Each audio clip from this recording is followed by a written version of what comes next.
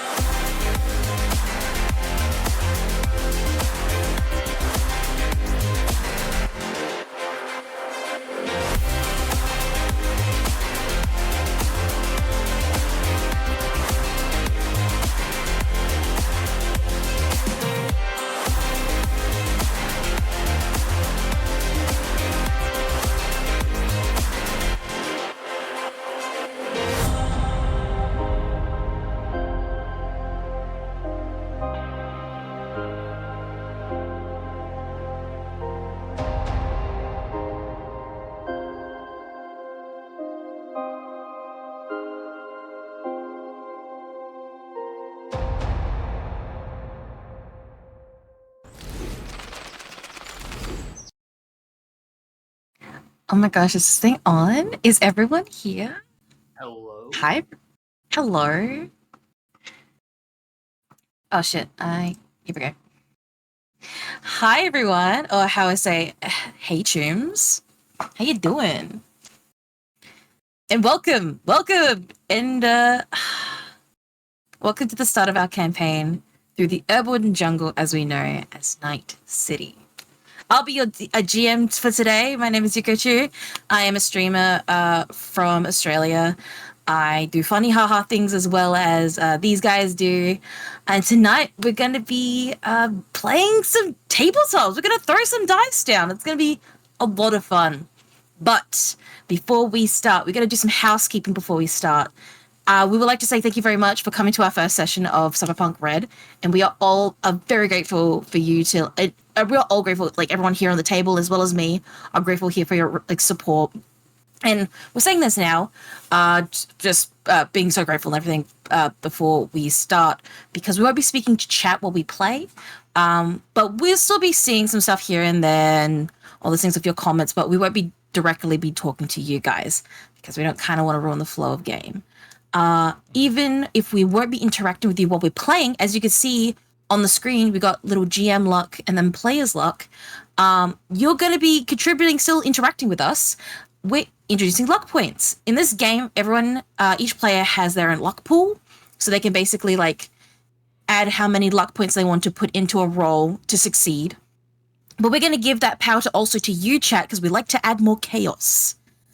So if you, and you can decide if you want to give any luck points to me or the party, and it's by donating bits. So just donate 50 bits, and then you can, and then just write down who you want to give it to player pool or to GM pool. And you can help kind of either screw the party or help the party. But who knows, because I might be playing a friendly NPC and you might be helping them or something like that. The difference is that with me, it's just for me. And then with the players, they have a shared pool. So they have to kind of talk about it with themselves to kind of organize what they want to do. And also, chat, we will appreciate it while we're playing. No backseating, no rules lawyering. We are a fun Trump rules household here. We're still in the process of learning the game as well, so please bear in mind with us while we go through this. But now, let me introduce you to everyone that's on the table with me today. And don't worry about character introductions because we're going to be seeing those later.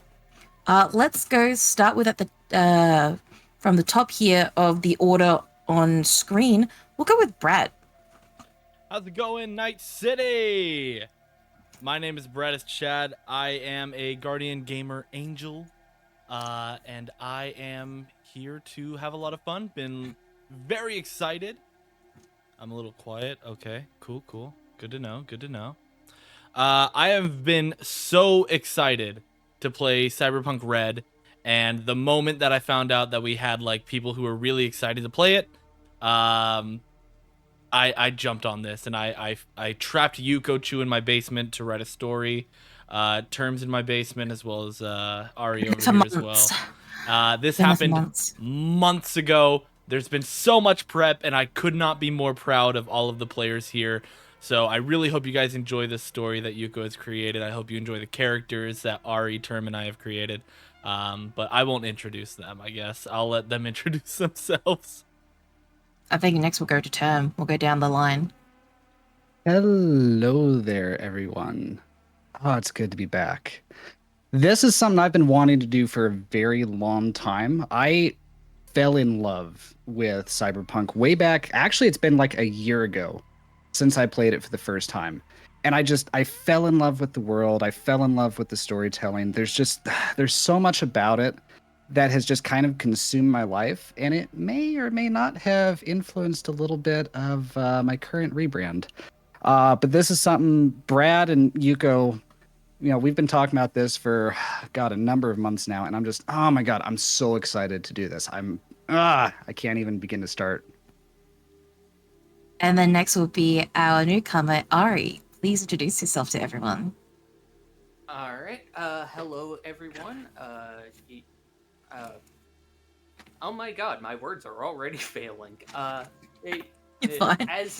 As stated, y'all can call me Ari. I am a cyborg VTuber currently on hiatus, and yeah, I'm kind of the freshest face here in terms of like knowing everyone in general. But yeah, a few months back, I just kind of happened to be in the right call at the right time to get pulled into this, and I've just been looking forward to it ever since. Oh, that's so sweet. But as we've introduced everyone, might as well we get into this game of Cyberpunk RED. I don't know if you have a transition for that or not, Brad. I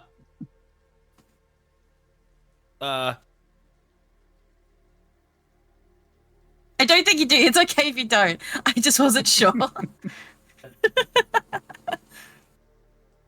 No pressure. There we go. No pressure. No pressure at all. Same overlay, just changing the big box. Yeah, Yes. that's how cool. So yes, we start off. Night City, 2045. The city is still feeling the scars and lingering melancholy that was caused by the Fourth Corporate War, especially by the megacorps, Arasaka and Militech, one of the main contributors to the global conflict. However, even if this war has ended in the time of the Red, that's why it's called Cyberpunk RED, guys, Arasaka and Militech are still at each other's throats for the domination of the world's arms market, a cold war between these corporate giants. It's not just the people inside the megacorps that's feeling this pressure, it's the whole of Night City, like biting the anticipation on the wind while the world is trying to move on. Our story leads us to a group of unlikely adventurers. Wait, that's not the right word. In this world, we are Edgerunners, people who live on the edge and have immersed ourselves in the era of technological change. In essence, a cyberpunk.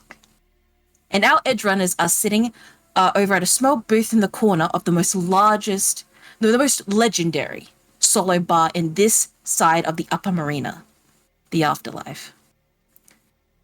Let's go around the small booth in the corner as we see that there is a phone in the middle of this booth, as you guys have been waiting for a very important call. Let's go around the table.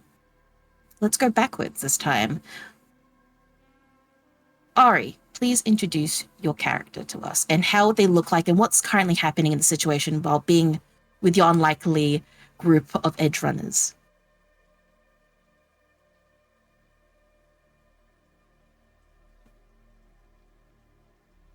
Ari? Sorry, I wasn't expecting to go first. Getting my thoughts That's all together. good. You're all good. So, I'm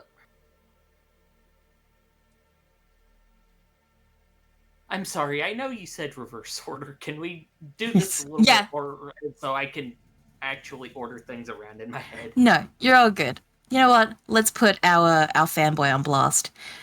So, Term, explain to me your character, what they're currently doing in the session, how they look, as you guys are waiting at this table in the afterlife, this most legendary bar that's been known for Night City. Let's see. Well, about this point, I'd say Miles is probably just leaning back in a booth, slowly rolling himself a little bit of loose leaf. He's kind of this, not older gentleman, but kind of more road worn than anything. God, probably, late 20s looking, but late 20s, but looking more like early 30s just because the sun and the road ain't kind. Nomad, dressed in just time. very, what's that? Nor is time. Kind of dressed in these old, rugged, very worn, but still very serviceable clothes, like an old set of cargo pants. Got this like rolled up shirt just made out of this really sturdy, really simple material. No like nice logos or designs or anything on it. A couple field repairs you can see here and there. This old 2010s plate carrier that was probably borrowed or stolen from a Militech supply convoy or something at some point, and just loaded down with mag pouches and tools and a couple of patches on it as well. There's one larger patch that says Coyotes on it, and another one on it that has just Miles emblazoned right on the front. And just kind of wrapped in this loose cloak of like this wool blend looking material that just kind of cuts down on the wind and the dust a little bit. Baseball cap, goggles, set of glasses, again, just tucked into one of these random pockets, and just kind of leaning back and just slowly fiddling with rolling himself a little bit of a smoke. That's amazing. That is so cool to see that. And then next to this very stark differences on the table, we also see, I think, a cross, because I think your character, Brad, would not sit next to someone who's a bit more on the... Absolutely not. Please introduce us to your character, Brad. I am sitting Who's on the other across... side of this booth. I am on the opposite side of this booth. I am wearing a very nice suit given to me by my beautiful and wonderful corporation, Militech. And right now I'm like watching Miles as we're waiting for this call that we're all here for. And I'm looking at his outfit and I'm like, you know what? To myself, I'm thinking, I don't remember selling that level of plate like protection to any nomads. Where the fuck did he get that? And I'm just sitting there. I'm drinking a gin and tonic, and I'm slowly sipping it because Night City drinks are a little bit different from the luxurious parties I've gone to. I am just kind of sloshing it back and forth, pretending like I'm enjoying it. I kind of wish I ordered a water, but I wanted to look cool today, so I ordered a gin and tonic. I was like, this is a bit strong. Like, this is pretty strong. Like, I think yeah, he is terrified of this. He's pretending to like take longer sips, but his lips are sealed, and he's like slowly like sipping it, trying not to like show any reaction, and just like with this whole demeanor of like, I'm so much better than this place. I can't believe I have to like be here. But in reality, outwardly, he is like looking down at this phone, and he's like out loud. He's like, when the fuck are they gonna call? Hey, Brad, can you roll me a deception roll? Oh gosh. Oh that no. you're trying to hide this. Oh no. Yeah, hold on. Deception. I'm trying to see. Social. I'm trying to see what would that version of that be. I'm just trying to find it right now. I think it'd be human perception's detecting, but to hide something, it's not showing me that. That's kind of weird. Performance. I'll say you're acting. Roll me an acting check. Okay. Performance And- acting. And then for everyone else that's in the booth, you can roll a human perception to see if this dude is lying through his teeth. So is that just awareness under perception? No, human perception. You're basically reading the person's facial expressions and body language to discern there's lies or deception. Okay, social. Oh, there it is. So we social skills, yeah. Okay, so what's the role for that again? You just click on it. You just click on it. So you just click on human perception and it'll do the role for you. It's all automated, guys. Oh, thank goodness. That's awesome. Wait. We still haven't got Okay, terms. that's weird. It doesn't pull up for me under social. It doesn't? Nah. It's immediately to the right of conversation. No, I mean nothing pulls up for me under social. It's kind of weird. Oh. Everything else pulls up just fine. Yeah, that tracks. You're a nomad. Yeah, that's fine. All right, hang on. I can just It's right here. Yeah, I see it in social. It's like right there for you. I don't know why it's not showing yeah, it's just not up. pulling up on this. I'd say refresh your page and have the refresh it. roll. I'm not sure. Are you comfortable with me rolling for you term? Because I can pull this up Something like and then that. you Yeah, can that's just totally fine. Son of a bitch. yeah. So, as a nomad, Miles, and you've seen that you're a good share of like people around like a campfire and trying to like be kind of, the tough guy with trying to take these like big swigs of like moonshine and stuff like that. You see that this corpo is lying through his teeth of like he's trying to be like dainty. He's being very dainty about it for no reason of this gin and tonic. But you see that. But then to you, Ryder, he's just being his corpo self and you hate the man. And he's just like, oh, it's corpo shit. But speaking of that, Ryder, Ari, would you explain your character for me? And what he's currently doing in this situation? Yeah, so, my character is just very obvious punk-looking kind of guy. Sleeveless trench coat with a very prominent Kevlar vest underneath. I guess no real need to hide that. For whatever reason, he's decided. And he's just, for the most part, just lounging back, listening through one ear at to a prior performance, and while waiting for the phone call, trying to see if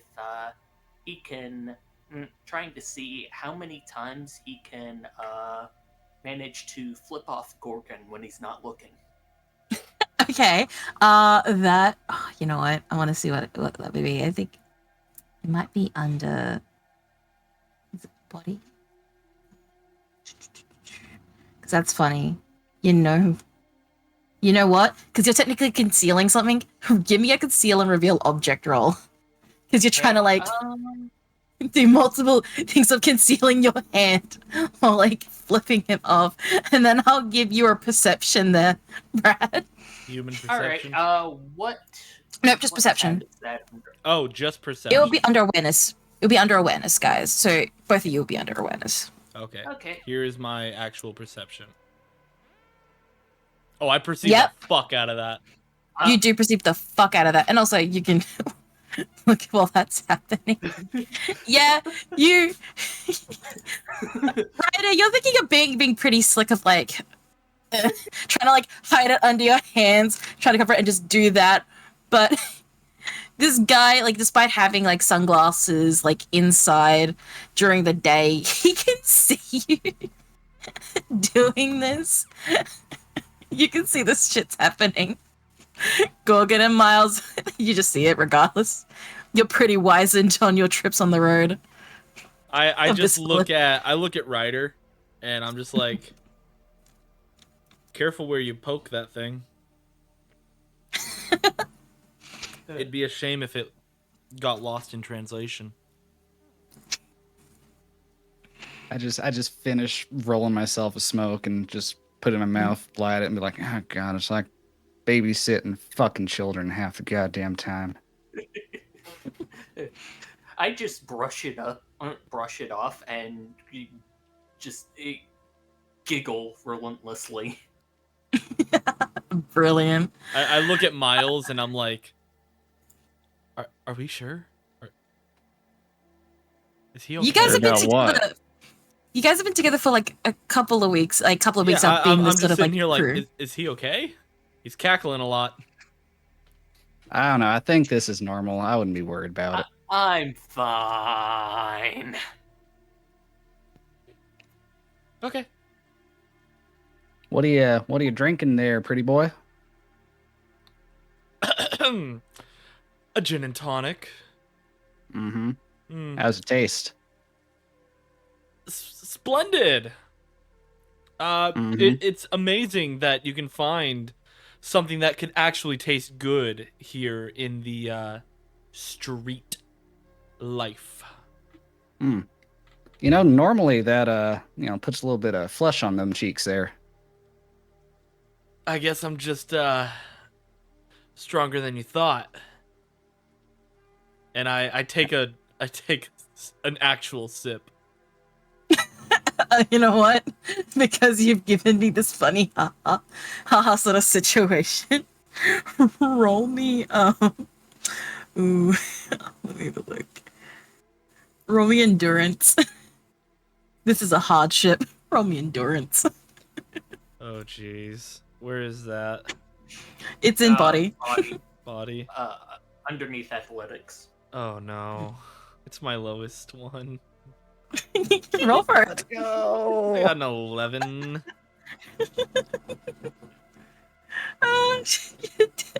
You're like you can obviously see when Gorgon takes a drink. He chucks it down like a champ. You just can't help but see he just like had a moment of like he's like a little bit yeah, it like hits really hard, but you still took it down like a champ. Mama See? raised no quitter. Just You like swallow. nothing. Wow, congratulations. You can drink a gin and tonic. I know. You can start your praise now. Mhm. Oh, yeah. Big praise. And just kind of lean back in my seat a little bit, kick my boots up on the table, and just kind of zone out for a minute. Just start slow smoking. Yeah. So you guys been waiting for a call for their job, like for a job. You heard it has decent amount of eddies attached to it. You received word about this job for a couple. You received word about this for a couple of weeks by a previous client that recommended your group especially. As you guys kind of wait in a bit of this like kind of biting anticipation like between all you, the agent rings on the table. You guys see on the screen the caller ID is on a private number. Who answers the phone? Oh, I swiped that. Yeah, that one's all you there, buddy. I pick up the phone. You called. Gorgon speaking. You hear just a very stern sort of figure, male. He's like, maybe at the old combat area at the back of Jesse James's. Details will be explained there in 2200 hours. Look for a man in a demon mask. And a hot hangs up. Got it. Can you repeat It hangs up. It hangs up instantly after you say that. Oh, shit. But then, luckily, You like Sharon? But luckily, I think for your sake, Gorgon, it does come into a text message, but he just says it once. Oh, thank God. He says it once and hangs up. Okay, so I'm looking at the phone. I first I'm like stunned. I'm like, I didn't take any of that. I was just praising myself internally for answering the phone like that. And then I see the text and I'm like, oh fuck yeah. Oh, thank goodness. Okay. All right, guys. We have a job. Yeah? Yep. It's about We were goddamn kind of time. expecting that. You want to share details? Yep. So in 2200 hours from now, we'll be meeting behind whatever the guy sent the text. You do realize that 2200 hours is a time and not a timeline, right? Of course I do. I was testing you. Anyways. Uh-huh. Right. So what time would that be on a 12-hour clock? That would be 10 p.m. Okay. Oh, shit. Hey, glad that fancy corpo education's going to good use. Yeah, 24 minus 2. Not that hard. Uh-huh. Boy can Oh, math. I am so sorry. I should have been more sensitive to your Dune learning. Uh-huh. Just kind of roll it off. I'm just used to this. I honestly don't even take it in at this point ananymore. Just like noise. Nevertheless, needing to instigate, I chime in saying, "Oh, I'm sure it's a lot more useful than the way they taught you to talk like you've got a dick in your mouth all the time." Hey, Damn. don't hate the player, hate the game. If you if you're gonna be choking, I don't want you on the front, so you can take it in the back. Just kind of sits there and like mentally tries to picture that for a minute. Just don't. All right. Hey, good news though. You're gonna like this. I finally got her all fixed up, so we don't have to keep taking fucking Delamains on jobs anymore. What's wrong with Delamain? Well, they're too clean. They're too slow. I ain't driving. Those are all kind of big minuses in my opinion.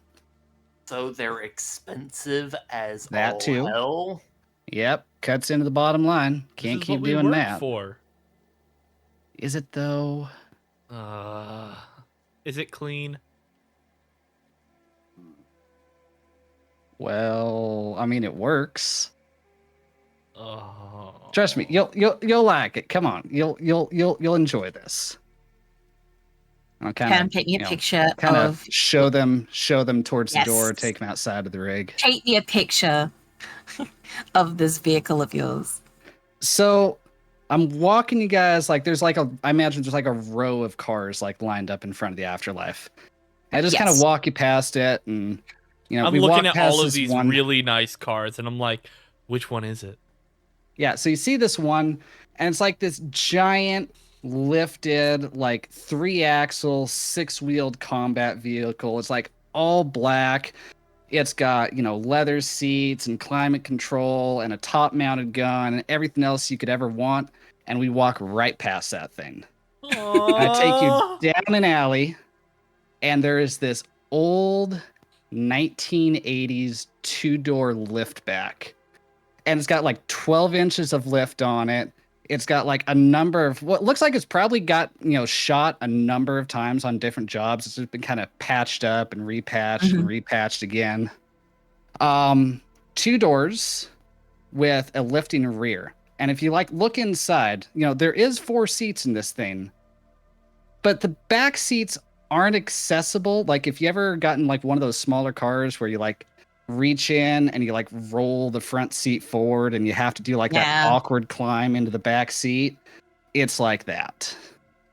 But it does run, and when I fire it up, it purrs, and it is freaking beautiful. To me, at least. I mean, to you, it's a dirty old nomad vehicle that's, probably pushing 60 years old at this point. Shotgun. It is. This car is basically an heirloom at this point. This car has been in your family for a long time, Miles, and it still perfectly works. Yeah. We keep it up. It's got a couple of upgrades. Oh, there's also, you look at it and there's some new welds and some new paint on it. And up on the front, you see where there's been this addition where there's this fresh black painted push bar that's been welded on going over the front grille. I look at this thing in horror. Yes, this is every bit you have heard stories of how these nomads traverse places outside of Night City and how they kind of live in their cars and stuff like that. So it's very much it's not stereotypical, but it's what you've heard in stories before, Gorgon, of how these guys kind of like to take their living. So, right. So Miles, who's shotgun? Does who's it have a backseat? name? They call shotgun. Yeah, You want shotgun? Ryder called shotgun earlier. Thank you. All right. All right, cool. Hey, Miles. Yeah? Does it have a name? Yeah? What's the name? That's private. Okay, well, I'm naming it the coffin. Because this is where I'm going to die if I get in here. Nah, trust me. I've gone over every inch of this baby myself. She's perfectly fine, all right? about- Plus, you got me driving. Everything's going to be cool. Double And down. I I want open up square the inch. driver's side door, roll the driver's seat forward, and you got like a 8-inch gap that you can crawl through to get into the back seat. Oh. I worm my way through Would you like to roll Huh? Brad, would you like to roll for contortion so you don't get any gross stuff Yes. on your... Yes. Yes. Please roll me. It's 15. Yeah, it's embodied. 15 for contortion. Somehow That's pretty my good. contortionist skill is higher than my endurance. It's dex. Anyway, so you're like, okay, so you're like holding your breath in, trying to like worm your way through to not get any dust. The only thing that might be got like a little dust is like underneath your like nice shoes, but the suit still nice and everything. Don't know about the back of the suit while you sit down on this chair, but the front. Oh, I have 10 out of like 10. singing posture. My back is not touching the back of this seat. I don't know where it's been. I don't know what has been done. I don't know what war crimes have happened in this seat. Do you put the only seatbelt thing on? There touching the is like a chair little blood is my stain on the ass. seat next to you. Oh my gosh. I look at it and I'm like, Miles, Yeah? you dirty dog. Oh, no. That wasn't that. Although that has also happened in the back seat. Ryder, switch with me. No. Oh, Do you Come on, put he the needs seatbelt He needs on? that legroom. hell no. Okay, I'll keep that in mind. You don't put the seatbelt on so it doesn't dirty your nice suit. No, my suit is worth more than my life. I need the legroom, and your suffering fulfills me. Asshole. You know it. Can anyone roll me?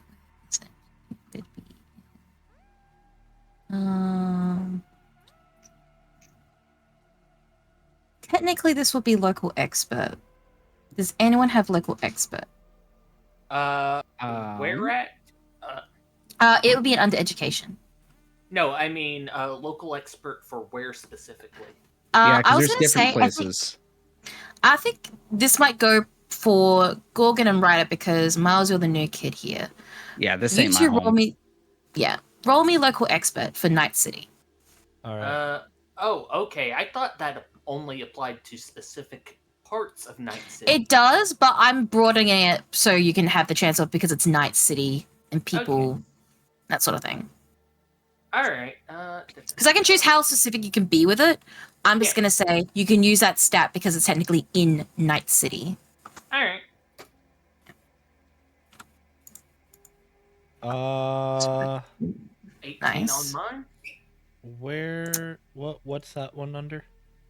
Education, and you have to Okay. scroll down to go to local expert because it's not in the top section; it's in the bottom one after languages. Oh wow. Okay, it says you don't have any skills yet. Click edit to get started. Oh, Did you didn't? You, not fill that didn't- out? No. you I did not didn't. add your education stuff. What? Okay, we will sort that out later. Ryder rolled high enough. Yeah, we'll have Ryder do this one. It's all good. So Ryder, as you got the chance to kind of talk to everyone in the car about what the location is, you have heard of this place before. So the old combat zone. Let me transfer us to the map so everyone can see. Come on. So that should be changing. There we go. So the old combat zone, if you scroll down, Brad, or just zoom it out, it's right down there under Old Japantown. Yeah. So- Yeah. So you've heard that there's a reason why it's called the on combat zone is because a lot of gang wars have happened in this area. It used to be a place for suburban homes and stuff like that, but has been fully taken over by the booster gangs and everyone else that kind of lives around there. And that's why it's called the old combat zone. So no one really lives around there. But however, there is Jesse James's Kosher Deli.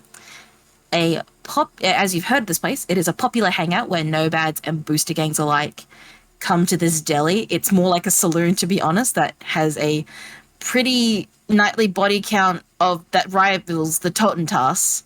And for people out there, the Totentas is another big hangout for big gangs alike in that way. A lot of body counts of how many people fight in that.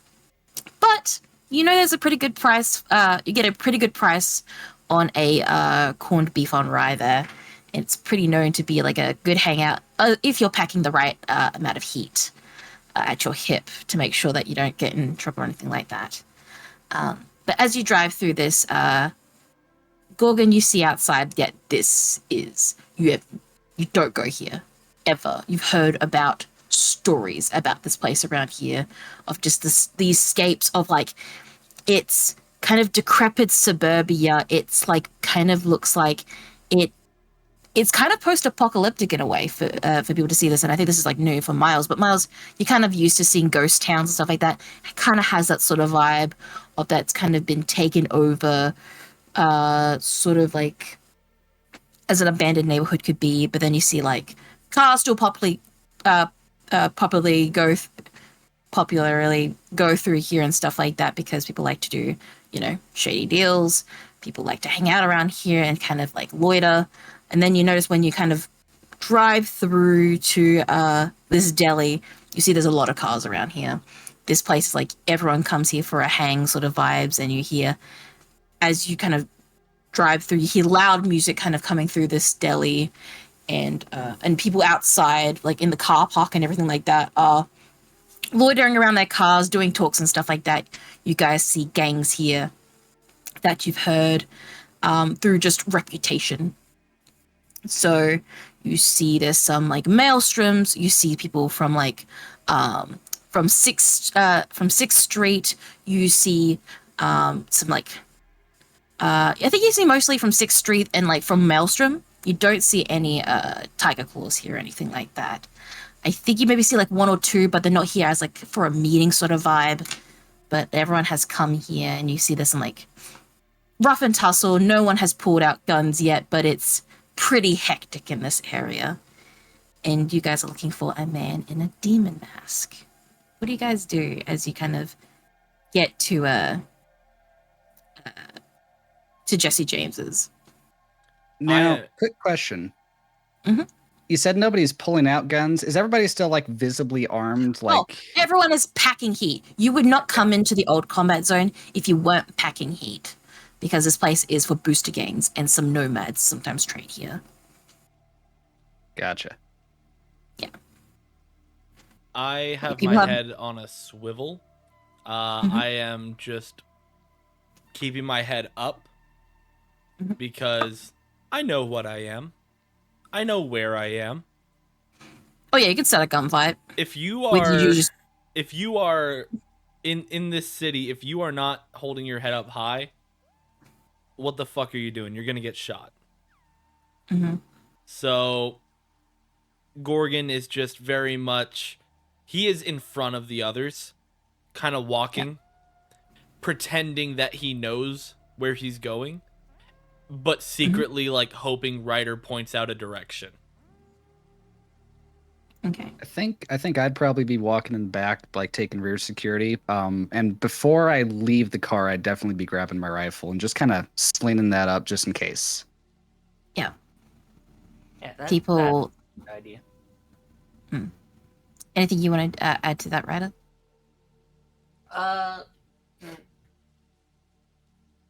I had something, but I lost it. So sorry. Yeah, it's fine. Just. Oh, good. So as you guys kind of like get out from the car, are you guys parking maybe a couple of like a bit few way down the street to not like have this car right next to where everyone else is kind of like having their cars and loading around at the back of like this deli?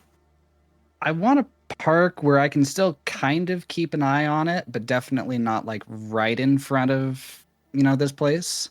And I'm definitely backing into whatever parking spot I can find so I can peel out quick if I need to.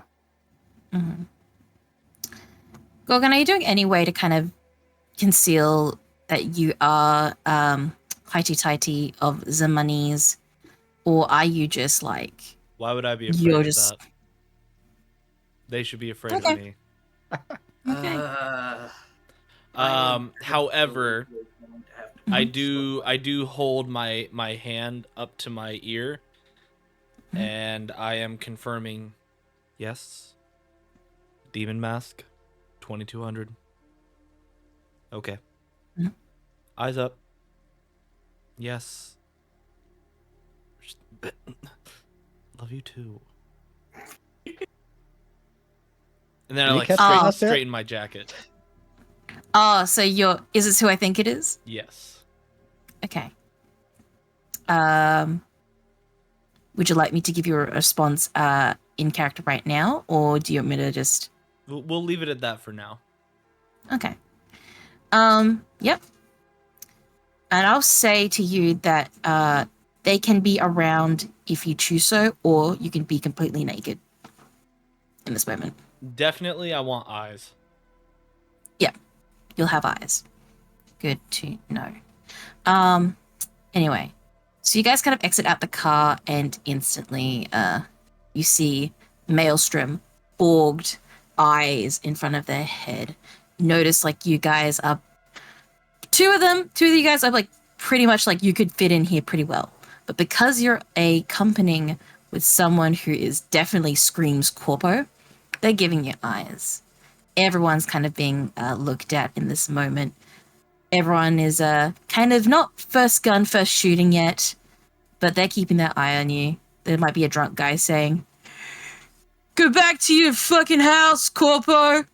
Is that your fucking pretty house in right here?" Ooh, you got a fan club.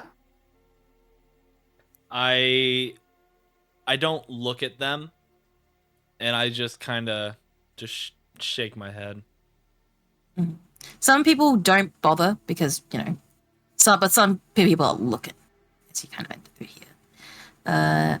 Is anyone doing anything else before I switch over to the next part? I'm just kind of taking up the back, but I'm also just kind of like just keeping an eye out, just basically continually scanning everybody, every like 50 yards or so, just really quickly glance over my shoulder, make sure we don't have a tail, anything like that. Okay. Perception check. It'll be an awareness.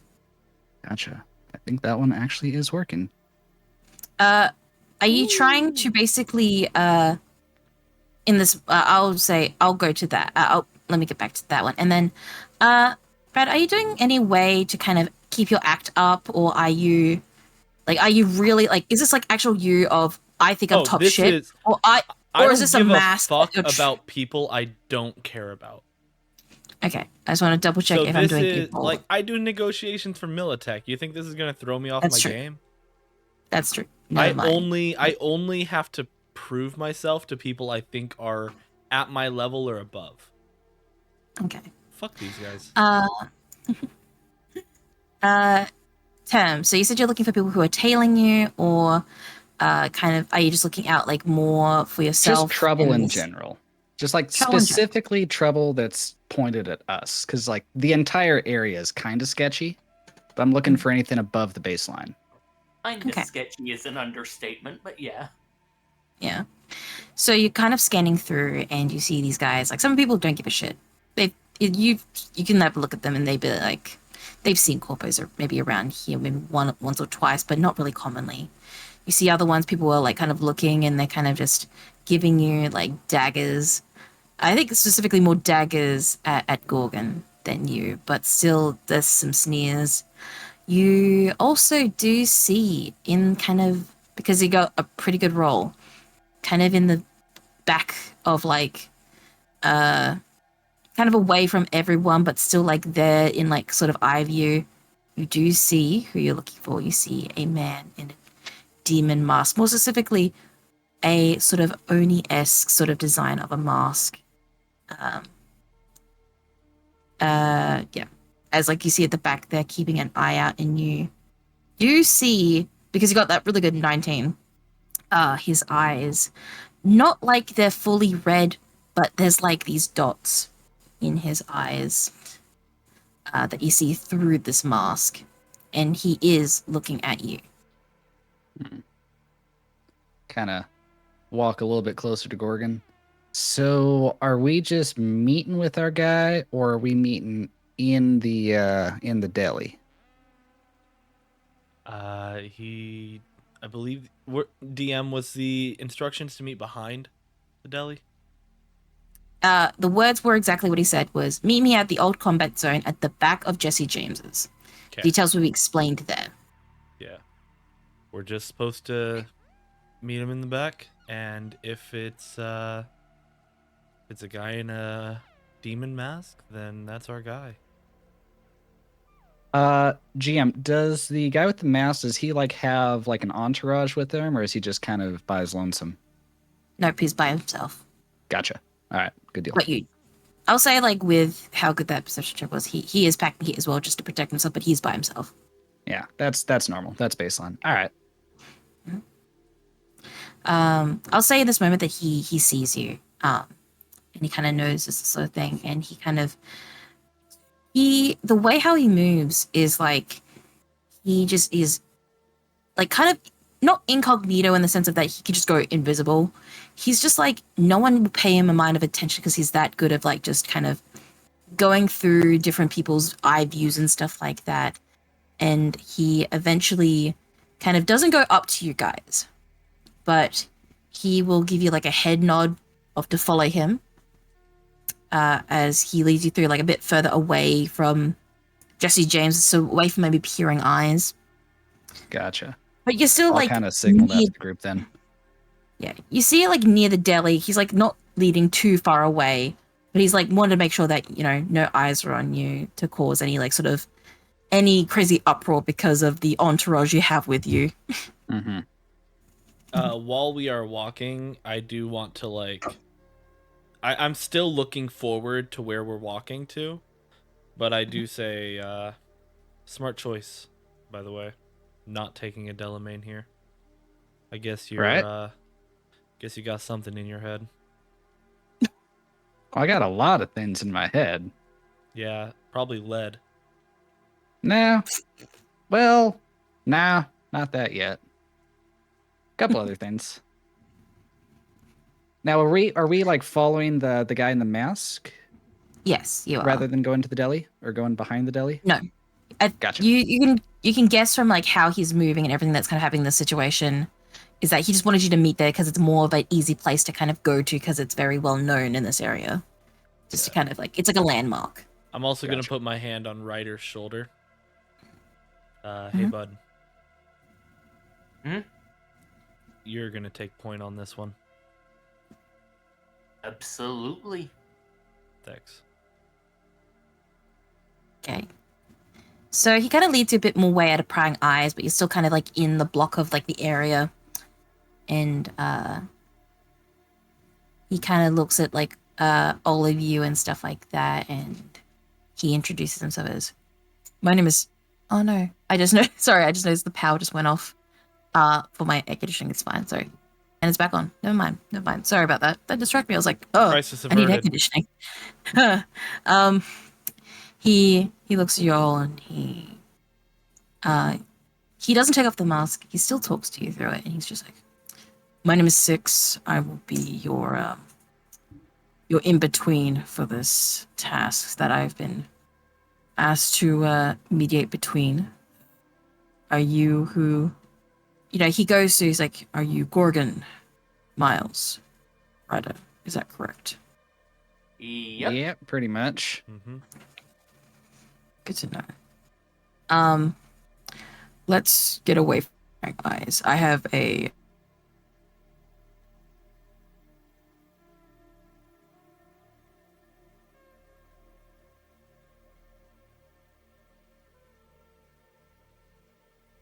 They have a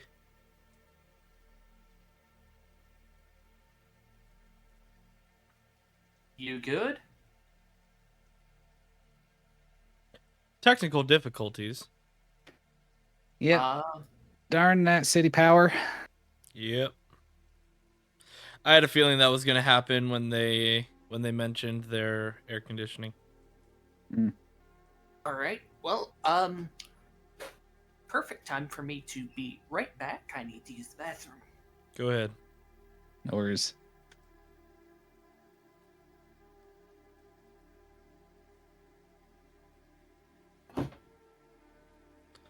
How's it going, chat? I'm interacting with you now. How are we enjoying the story so far? Are we liking I'm the in your characters? stream. You're hungry. Eat. Hey, okay, Inset's back. Sorry about that. Hey, Ryder is in the bathroom. I'm enjoying. Very Okay. fun. Good to know. Good to know. This is our little halftime. If anyone's got to Yeah. go to the Welcome to- little Cyberpunk's room, Everyone goes to the little Edgerunners room. little Yep. Edgerunners room. Sorry about that. I was really concerned because it didn't show like on my Ethernet cable, like on my computer, that the internet went down. That's the first So thing meaning- that I checked. Okay. So that's what it. So that's what I mean. Of like, I was worried that it was like a. So it must have been like a server, like sort of like overall fucking NPN sort of issue than like Gwen. the bonk. internet itself. Anyway, everyone good? Yep. Yep. Yeah. Also, Cool. I'm so happy I finally got the chat box showing. I realized that I Hey. put the chat box behind the overlay for it. So yeah. Anyway, All right, back into the zone. So where did I left off before before the internet just decided to shit on me? You confirmed our identities and said good. Cool. and you're 6. Yes. Yes. He goes to say like, are you okay if we go to somewhere a bit more private? I just thought to at least introduce here to a landmark, that sort of thing. Yeah. How far are we going? He like points like to like a bit like just down like the neighborhood. It's not that far. Okay. Lead the way. So yeah. So you see that Jesse Zelly is like surrounded by old homes, abandoned, but some are used today. 6 leads you to like one of these homes around the neighborhood. It outside it blends really well with the decrepit suburbia, but the door you see is newer, has a bit high-tech security with a hefty lock on it. He gets his agent out, and he swipes somewhere around near the door, and the door opens, and you see inside, the outside, looking like this sort of like old rundown house, but in the inside it is like metal lined and it's like a safe house, and it's clean. Oh, Yes, to your relief, Mr. Exec, it is much more cleaner than the outside is. wonderful. Wonderful. Just out of He's- curiosity, you said it's metal lined. If I like pull out my agent real quick, am I getting any reception in here? No, you get your Ooh. ooh. No, you're not. We'll say that. That's a Mm. fun thing to think about. You're not. You so Damn, that 5G is not as advertised. well, fun fact about the world of Cyberpunk, we don't have 5Gs in this world. It is personal like internet, right? It's like personal sort of like its own Yeah. servers Closed loop. in the phone, if I recall. Yeah. Like everything is run off separate intranets, basically. So, as you kind of get into this location here, the interior you see, it's not like fancy or anything like that. It's more for practicality and substance. Kind of like there just to be more of a bunker down sort of like safe house than a home. But it still is much more cleaner than the outside was for you, Gorgon. Yeah, I look at Miles and I'm like, kick off your shoes. Kick your Alright. off. And I like walk 3 feet in and I just kick him and just like leave a pile of like red brown dust in the middle of the floor. I hate you. You see on this floor, like, it's clean, but like the ground's not like thick, constantly vacuums or anything like that. As I said, it's like more to like bunker down sort of vibes. As you kind of go in, you see like basically no more amenities, nothing too frivolous on the inside. And then like you see that obviously when you go through, there's like a doorway that goes into like to like a stash room. You see there's one that goes into a bathroom. And then you see it's kind of like a studio apartment in the sense of that his bed's in here, his little sitting area is kind of here, and there's like a little bit of like a kitchen on the side. It's small and cozy. Nothing too crazy. Quaint place you got, 6. Money's good. With what I'm going to be giving you, you'll understand how I'm getting this sort of eddies. Speaking of, as I said, my employer has tasked me to be the bridge in this negotiation. They're preoccupied at the moment at this arrangement. He does give his sincere apologies, but he has left this message for you in response. And he pulls out, so he has his hand, and he kind of opens it out to you as you see a hollow projected image is revealed in his hand. You see an image of a stern, grey-haired man in a pressed business suit, donned with black gloves. The striking figure about this man is his face, especially his eyes. He has dual pairs of eyes, 1 on the left and 3 on the right. And you hear him speak. Apologies for not attending tonight. I'm apprehended with pressing matters that requires my full attention. I trust 6 to speak for me and inform what I have intended for you in this task. You will be paid 20% if you accept the deal, then gain the rest when you finish the task. And people can roll for me. I will say this for you, Brad, because you don't have all your stats out for what's it called? What's the term called again? For local expert. Just roll me an intelligence check, and then Ari, roll me local expert, and I think he's wearing a suit. Could I roll bureaucracy? Sure. Actually, yes, you can roll bureaucracy. And then I think on local expert. What was that? Sorry. 18 on local expert. 15. Okay. Brilliant. You know what? Roll me not local expert, but like, oh, what would this be for you? This would be different for you. This would be. I was gonna say, because this is like you hearing from like rumors and the grapevine. I'm trying to think what that would be. Kinda under. Streetwise, maybe? Yes. Go roll me Streetwise. All right. That would be exactly correct. That doesn't help me either, but you can give it a try. And actually that's so for whatever reason it's my entire social tab that is missing, so I actually can't. I can see your tab, which is weird, so I think it might be just roll 20. I can roll it for you if you would like me to. Yeah, that's fine. What the hell? You got a 17. Okay, so this is how it goes. Gorgon, you recognize like how the suit is because you live in high society, technically. You recognize the suit. It is of a designer brand. The gloves are even designer. This man like just oozes authority, and to not mess with him. You do notice his stature is a bit different though. He is from high wealth and everything like that, but he's like more. He plays by his own rules. He's not like he's more presenting himself for a company per se. This is all him. And for you two, I'll go to right. I'll do this in order. Miles, you've heard through the route. Hometown now. Yeah, I have hometown now. Cool. Yep. For you, Miles, when you've been kind of staying at the camp, that while you'll stay here in Night City, you've heard this name going around. This sort of corporate upstart. Not upstart, but like kind of this like sort of fixer that is pretty high up when it comes to like from usual fixers you see. You've heard the name going around, the name Faraday. And you've heard from people that people kind of, the look that they on their face when they talk about him is more of sometimes concern, sometimes more disdain.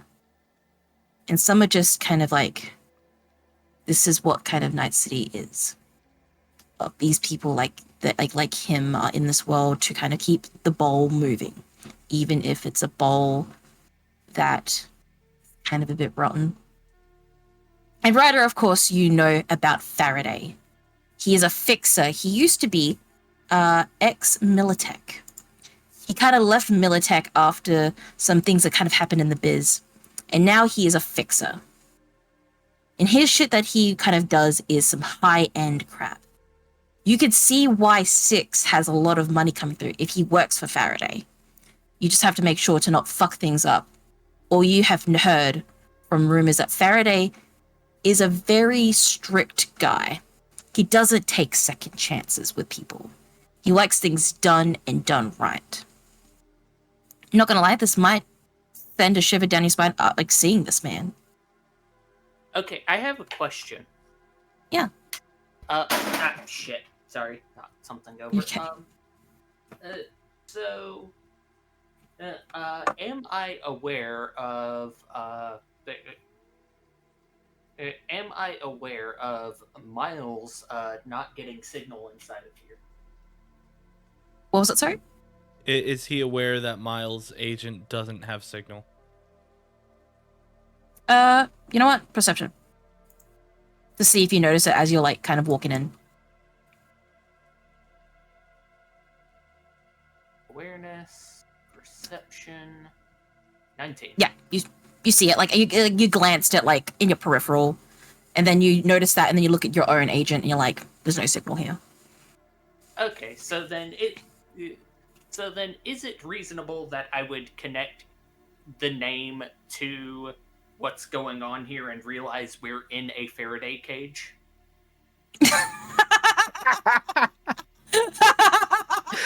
I hate it here. I love it. I love it. I think the idea of I didn't think of that, guys. That's purely by happenstance. I think you realize that the reason why there's no signal in here because this is a safe house. You would want no connection to people trying to track you or anything like that.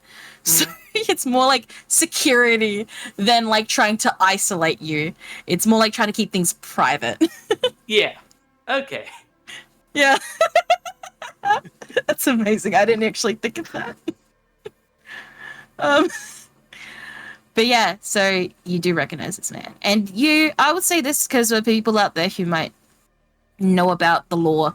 This is like a bit more of a younger Faraday. He just left Militech to kind of do his own thing. Awesome. Now he's just like, he still has reputation because this dude was doing some fucking whack-ass shit during Militech and becoming now a fixer for his own gain.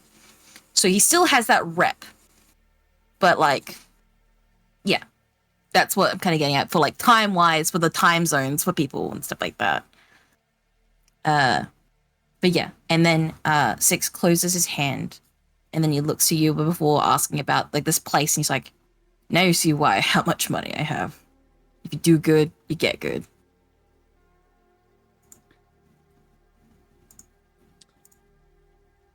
How much is 20%? How much is completion? Sorry. Stop getting distracted from my phone. He says like, so, what, I could tell you the whole thing, or do you want to just say the price point first? Keep talking numbers to me. Keep talking I also numbers to want you? to hear the job. What are we getting? Okay. Let me start. The pay for 20% is 1,500 eddies. Actually, no, sorry. 300 eddies. And then the pay for the rest, altogether, it will become 1,500 eddies. Each. Alright, what's the job? You'll be stealing an encoded data chip with valuable information regarding Max Tac. They are stored, this chip is stored in a shell company front at the outskirts of Pacifica in the city. Max Tac thinks that all their covert locations are off-grid on the net, but we've received a backdoor from a contact and found the location of this chip. Mr. Faraday prefers discretion above else, but he understands that in this line of work it has a tendency to be messy. He trusts you all to be able to plan and execute it yourselves, while he gives you the income required to get it done, if you take the job. Okay, so hold the phone. We're fucking with Max Tack. As I said with Mr. Faraday, he wants it for some reason. Either he's going to sell it off or something like that. I don't fully know. But that's what he told me. Now, define shell company for me, because that's the part where I'm getting a little bit hazy. So, for Max Tech, they like to kind of hide their information, stuff like that, in front of frontline companies to be very covert. So, shell company means that it's it's hidden under another company sort of thing to eventually go to Max Tech. I get the shell game part of this. What I'm not understanding is who exactly we're going to be stealing from. I'm sorry, appropriating from. No worries. Well, I'm not fully 100% sure. I just know that it's regarding information on Max Tech. From what I've heard from what's maybe on the chip, that's just my assumptions. Could be just shipments that's coming for the next year of what weapons are going to be coming through. People might want to steal that information to have those weapons for themselves. Information on cargo is money in itself. You know when it's coming in, when it's going out. You can plan accordingly, snatch or deal, and even the information by itself is worth at least 10 grand. Correct. Okay. Mr. Faraday is planning to have that to himself or to sell it to the highest bidder with this chip. All right, so here's my follow-up question. On the off chance that something goes wrong and we're detected, which I'm not saying is likely, but to plan for every eventuality. Of course. What are the odds that MacTac responds directly? I would say that with the plan, what you're planning to execute, you would figure out a way how to make sure that doesn't happen. We're giving you all the resources that might, giving you the eddies required for the resources to make that, make sure that's not a possibility. I look at my two associates.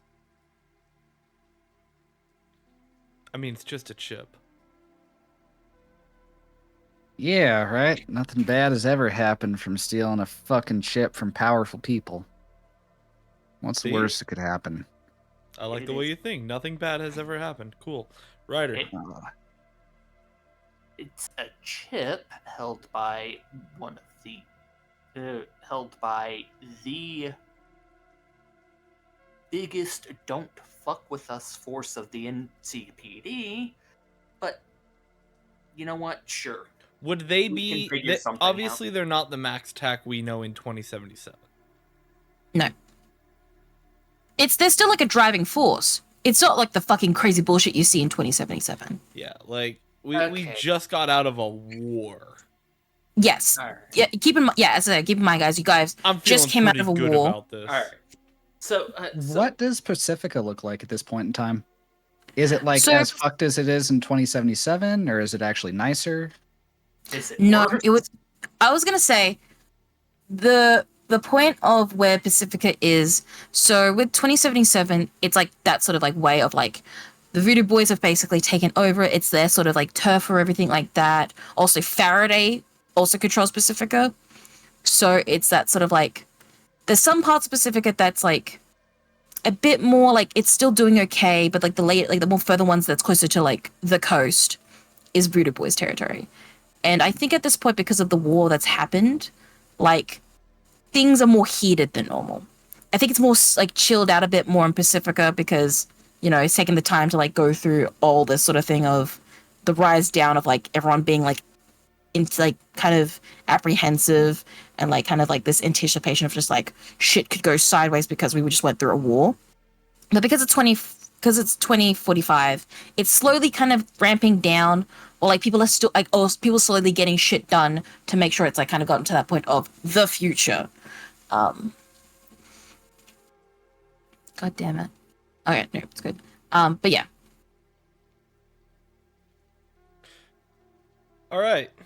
Not as apprehensive as I tried I to will come say, off earlier, but just to show you, still so that's wary. specific playground. So I'm just looking at specific playground right now. So where the map is, where it goes further out, like to like past the map, I think like that's where like he's kind of implying of when he says the outskirts of Pacifica and the city of, it's near the outskirts of the city, but it's like it's in between of like it's Pacifica and the city.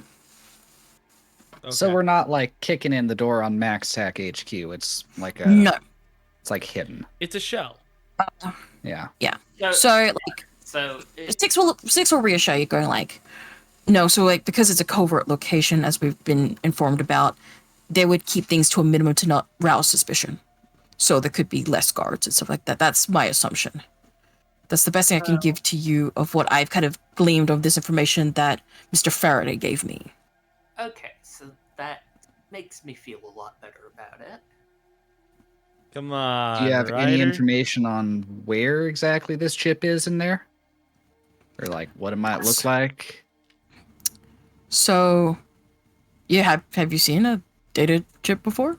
Well, Gets up yeah, concerned. I've seen a data chip before, but I mean, like, is it like in like the football, or is it like just laying out, next to his billion other data chips? I can imagine that because this is important value information of Max Tech, it will be hidden and secure. The only thing I can give to you, because I don't know too much information about this building, I know where the building is, not the insides of everything. Mr. Faraday is expecting you to be able to plan and figure that out for yourselves and to kind of put where your entry is going to be of what you plan to do to keep things covert. So recon and information gathering is on us for the most part. Correct. That's the way it Yep. goes. Sounds like it. Come on, Ryder. Don't you want to stick it to a man? I do. I just want to, not go to certain death right away. Let's put some now we diaphragm know. in those chords.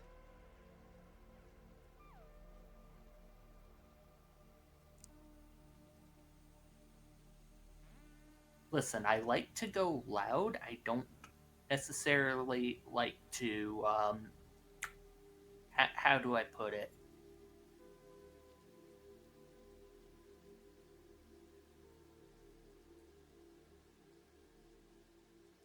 I don't want to kick in the nest and expect the snakes not to bite. Fight could be a good story. And I believe in you, champ. Remember, we're a team. Yes, we are, and that's why. And teams who play together get rich as fuck together. See? There is that. See? So look, I already said I feel better about it. Fantastic. Mr. Six will take it. Yeah. He looks to This you whole and time I'm just kind of sitting there. I'm just like chewing on I on don't even another have to smoke, talk not to lighting Miles it. about it. Yeah, I'm just eyeballing this and just kind of thinking. Mm-hmm. So you're thinking, but you're accepting the deal, or are you waiting to say before accepting the deal that you're just gonna put your hand, saying, "Wait, what's the vibe here, Tam?" Oh no, I'm not going to throw anything down to stop this. I'm just kind of like looking at whatever like this building is, and I'm just kind of mentally running everything through and seeing 1,000 terrible ways to die. And after a minute, I'm like, yeah, fuck it, I'm in. Yeah. Why So not? he shows you like on his on this like holo projected like chrome like cyberware on his hand that you see like the building is, from the looks of the outside, it's looks like an old warehouse, like sort of warehouse type. It's like pretty tall. It has like, yeah, it's like that sort of like type of building. It's like it's like ground to cover, but like it's still like reasonable to get around sort of vibes. How big of a building is this? I do not know proper measurements as me as the GM, Well, but I mean, I is would it like, just- a 2-story, a 3-story, single story? give me a moment. Warehouse, you I- said, right? It's like a Oh, warehouse. was it like, warehouse? sort Did I miss that? Yeah, so it's kind of like a warehouse sort of size building, but it's a Oh, bit gotcha. taller. But it's a bit taller. I'm Okay. just saying like that's like sort of like the general sort of vibe of the thing. It's like warehouse, but it's a bit more taller in the sense of like it's like a 3-story guess Maelstrom kind of like- first mission. what? Like Maelstrom's like cannery? Was it a cannery? That's meat long. That's plant, been a like- year ago. Yeah, the gonna meat say that- processing place. Yeah, I was gonna say with that one, it's a bit more longer. This one, like it's like warehouse size, but you have to go up. Like there's like stairs. Like Got it. you Okay. see, like on the outside. I'll say this: you see on the outside, there's like a fire escape, and there's like stairs, kind of Okay. going through. There's like multiple like levels to this building. Does I'm it gonna look tell like you. Sorry. No, you go. It looks like a sort of like a 3-story building, Okay. like 3-story Okay. building. I'll give you that. It Is looks this like in like an industrial zone, or is it like an office-looking building where there's like a lot of windows, or? 6 will give you like the sort of the location of like where it is, like on like the actual like address on the map, and you see from like I'll say yeah, you drive around there. That this is in like sort of industrial zone, like sort of like construction sort of like zone area. Like, you know, there's a lot of like buildings a lot like this one in the area. Gotcha. All right. Kind of like when you drive around Night City in like 2077, there's like like areas for like construction and like trade and stuff like that, but like they're like factory buildings sort of like types. Gotcha. So you will take the job. Yep. Said Yeah, it was I- 20% up front. Yes, it is. 300 each. That's correct. All right. Just holds his hand out. He holds you like you hold his hand out and he like gives a shake and he basically brings out like kind of like a contract on his like phone that he sends to all 3 of you. And he's just like, contracts are not really my thing, but this is Mr. Faraday's thing, so sign the contract and the job's yours. Yeah, I know the deal. I sign. You know the deal. I like actually start reading through it. I look at Yeah. Miles and I'm like, just sign it. Roll me Hey, hey, hey, bureaucracy, Miles. Roll me How bureaucracy. long if you is this? understand. Oh, sorry. No, I was gonna say I didn't think of that. I'd say this is a good like if this was like, you know, Business. business. I think it would be business, but when you like, this is the best way I can like think of it. When you have like a PDF and you do it like a scroll Mhm. sort of vibe, it's like maybe like 2 pages. Like That's not it's a bad. I pretty, can like- read that. it's like a pretty done deal sort of thing. Like 2-3 pages. Gotcha. Roll me business. If you really want to Roll read business? through this. Yeah, if you really It's want to read literally this. the same roll because I have 0 points in it anyway. Mhm. Yeah. Yep. Yeah, that's actually Yep. That's right. Yeah, you read this, and you just like you kind of stop at a point and you're like, oh, I get the whole vibe. Like what it's asking me, it's like saying that we're not liable for shit and sort of stuff and all like very businessy-esque stuff that you've kind of heard from like clients you've heard from before sort of vibes, and you just like kind of stop halfway and you're like, okay, I'll sign it, and you sign Yeah. it. As long as I'm not promising my firsttime child or anything, whatever. Fuck it No. here. Yeah, basically. And you sign it too, Ryder? I'm not going to read it to that level of detail, but I do just want to skim it, make sure there's no like Of course. obvious red flags. Sure. Roll it to me. All right. Roll me business. Do you want to roll business, Brad, or you're pretty good? Yeah, I'll roll it anyways. Let's see here. What's that under? Business is under shit. Where is it? Yeah, I think it might be Education. under Found it. education. Yeah. I got a 16. You got a 16? 13 here. Okay. 13, same thing that kind of happened with Miles. You kind of read through it, you notice there's like nothing too like out of the ordinary. You kind of, while you read this, it kind of gives you sick to your stomach. It's like, ugh, corporate fucking shit. And you just like sign it anyway. Brad, I am going to give you a whisper. Ah, shit. Actually, no. It's not that bad of whisper. You know what? I'll say it to right here. You recognize like the structure of how this like this contract works? Very from like, you can tell that someone who was ex-Militech wrote out like this sort of Yeah, the way that contract. it's structured is probably very familiar to me. I've It is handed very people familiar. similar business propositions. Mm-hmm. Yeah, and basically when you read it through everything, like I think with the 16, you read it and you're like, oh, because this guy is one ex-Militech, and then like two, he's now his like own sort of man. You see he is covering his ass to make sure that, basically saying in hindsight, don't fuck this up and we're not gonna be like accountable for your fuck ups. He's really putting out his sort of cards of like, you know, how that sort of works. Covering the gat. Mm-hmm. Not like covering the gap of being like, oh, I'm afraid that shit's gonna fuck up. It's more like, no, I'm being a very strict professional, like, Yeah. businessman essentially, and this is how it's gonna be. All right. But yeah, so you sign your contracts, and as you sign your contracts, because it's like on your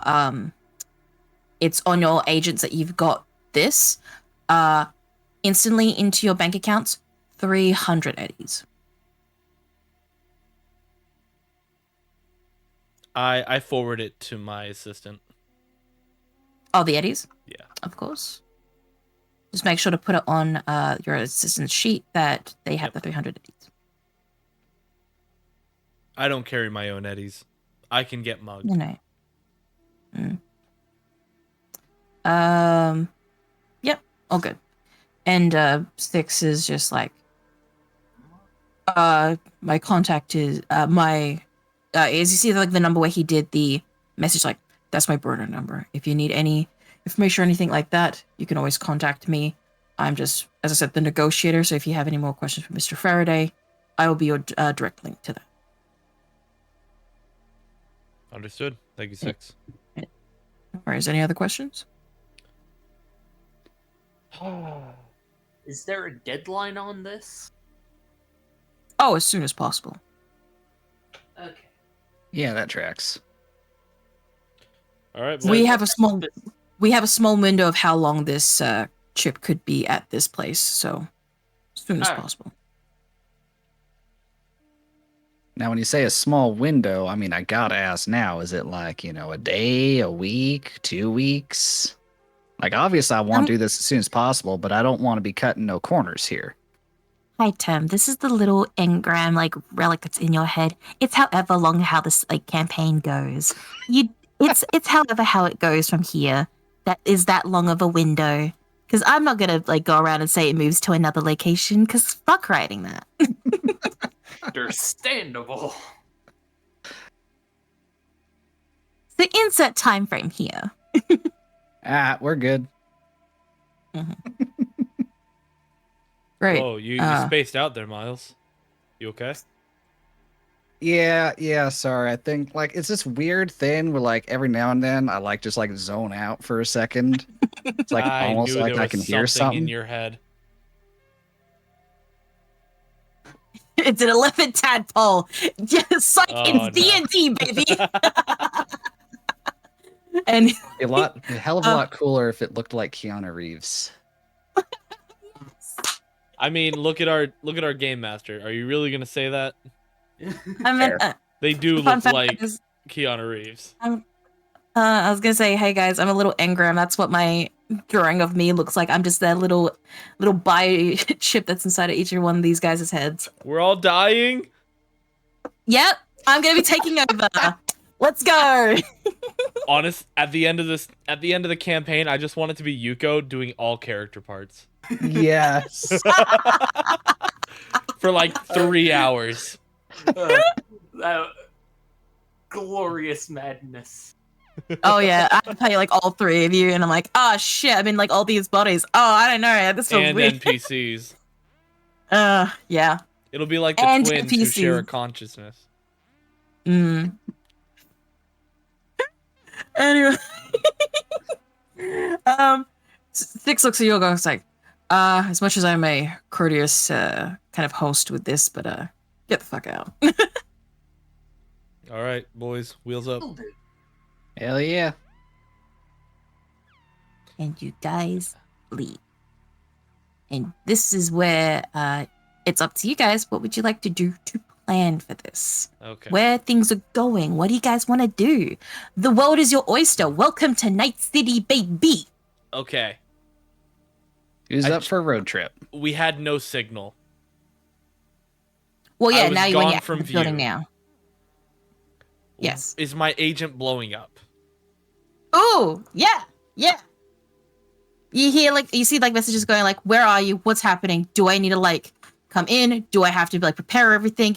Like I hope you're not dead. Oh shit, people are gonna kill me." Like you got like mass. You get like I a send lot of I texts. send back. I'm fine. And then like Do any of the rest of us hear like the phone just buzzing off the hook? yes, Oh, you see I have this on like vibrate, and it's like Yeah, a you hear the hefty fucking vibrate. noise. Yeah, you hear like the vibrations like coming from his agent going bzz, bzz, bzz, like getting like all of them like all in one go now. Jeez, Gorgon. Is that an agent in your pocket, or are you just happy to be here? I need to step away. I'm sure you do.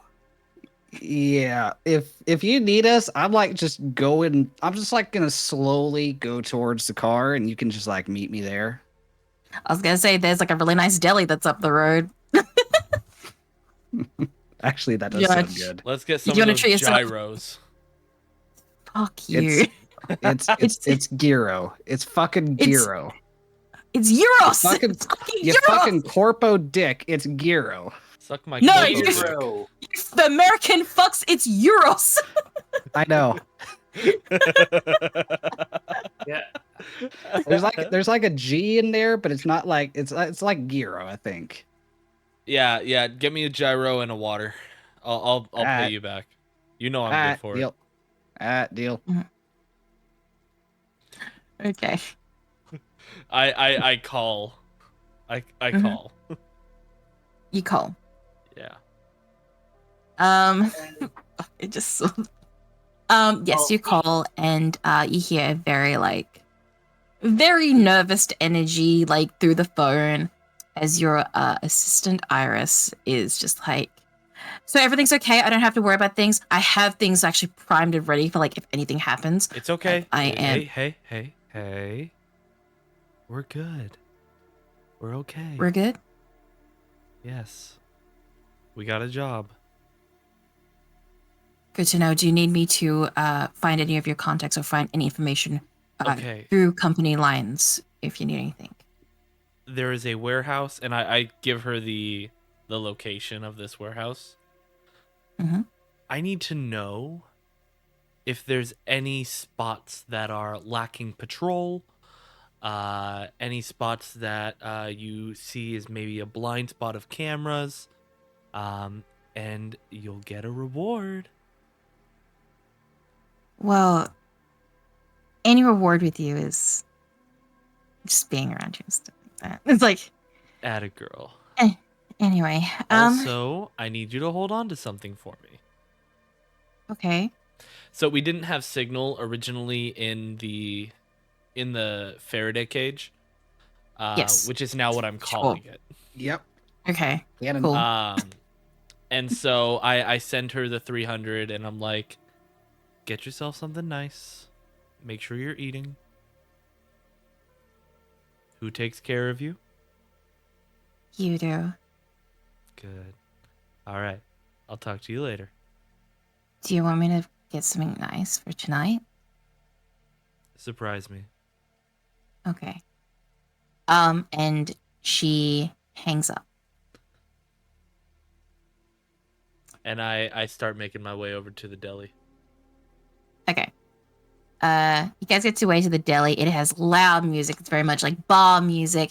People are in like their little sort of what's it called? Their little booths and areas around here. It is like rebel rousing like times times 10. You're like trying to like duck and weave to like avoid people and stuff like that. People are starting fights inside of the deli and stuff like that as you kind of get to like the front, and then you see an older lady with like, she's a bit like more on the older side. She has jowls and everything like that. She has her glasses on, very much sort of like diner, sort of like slight aesthetic, but it's a bit dirty and everything like that. Like she doesn't really care at this point because this place is like kind of gone to the dogs. And she's like, "How can I help you, love?"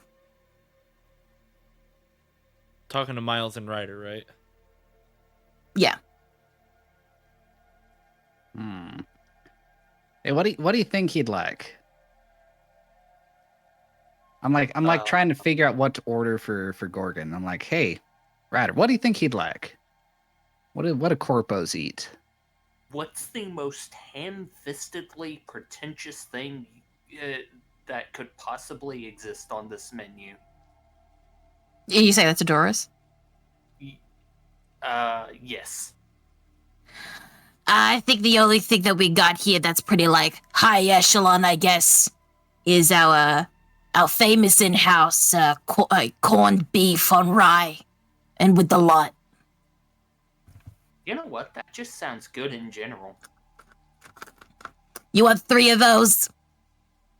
I'll just have like a side and a drink. I think I'm trying to take care of myself. You got like any fries back there or onion rings or anything like that? Fries, love.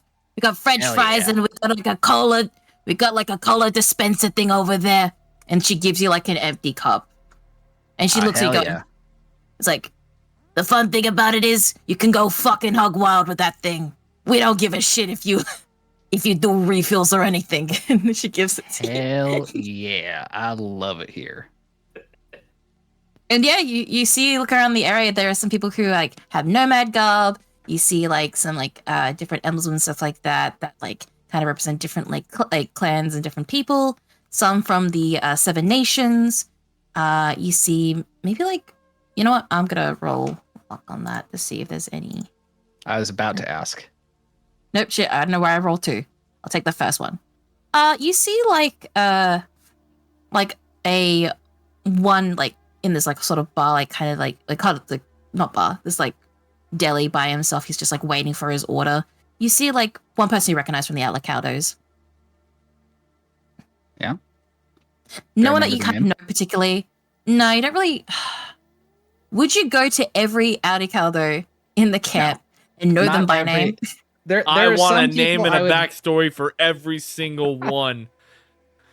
There are some I'd get to know, but a lot of them I probably wouldn't. I mean, they're a big ass freaking family. They are, as you know, part of the 7 nations, and there's a lot of them. You know what? Let me roll one for luck. Okay. I was gonna say if it was a natural 20, it is someone that you very much know, but because it was a 15, you just know him. He's like around. He's in the munitions sort of part of camp. You kind of see him here and there when you pick up your bullets. You recognize him. His name's Jerry. Has he got food right now? Yeah, he's like waiting for his like order.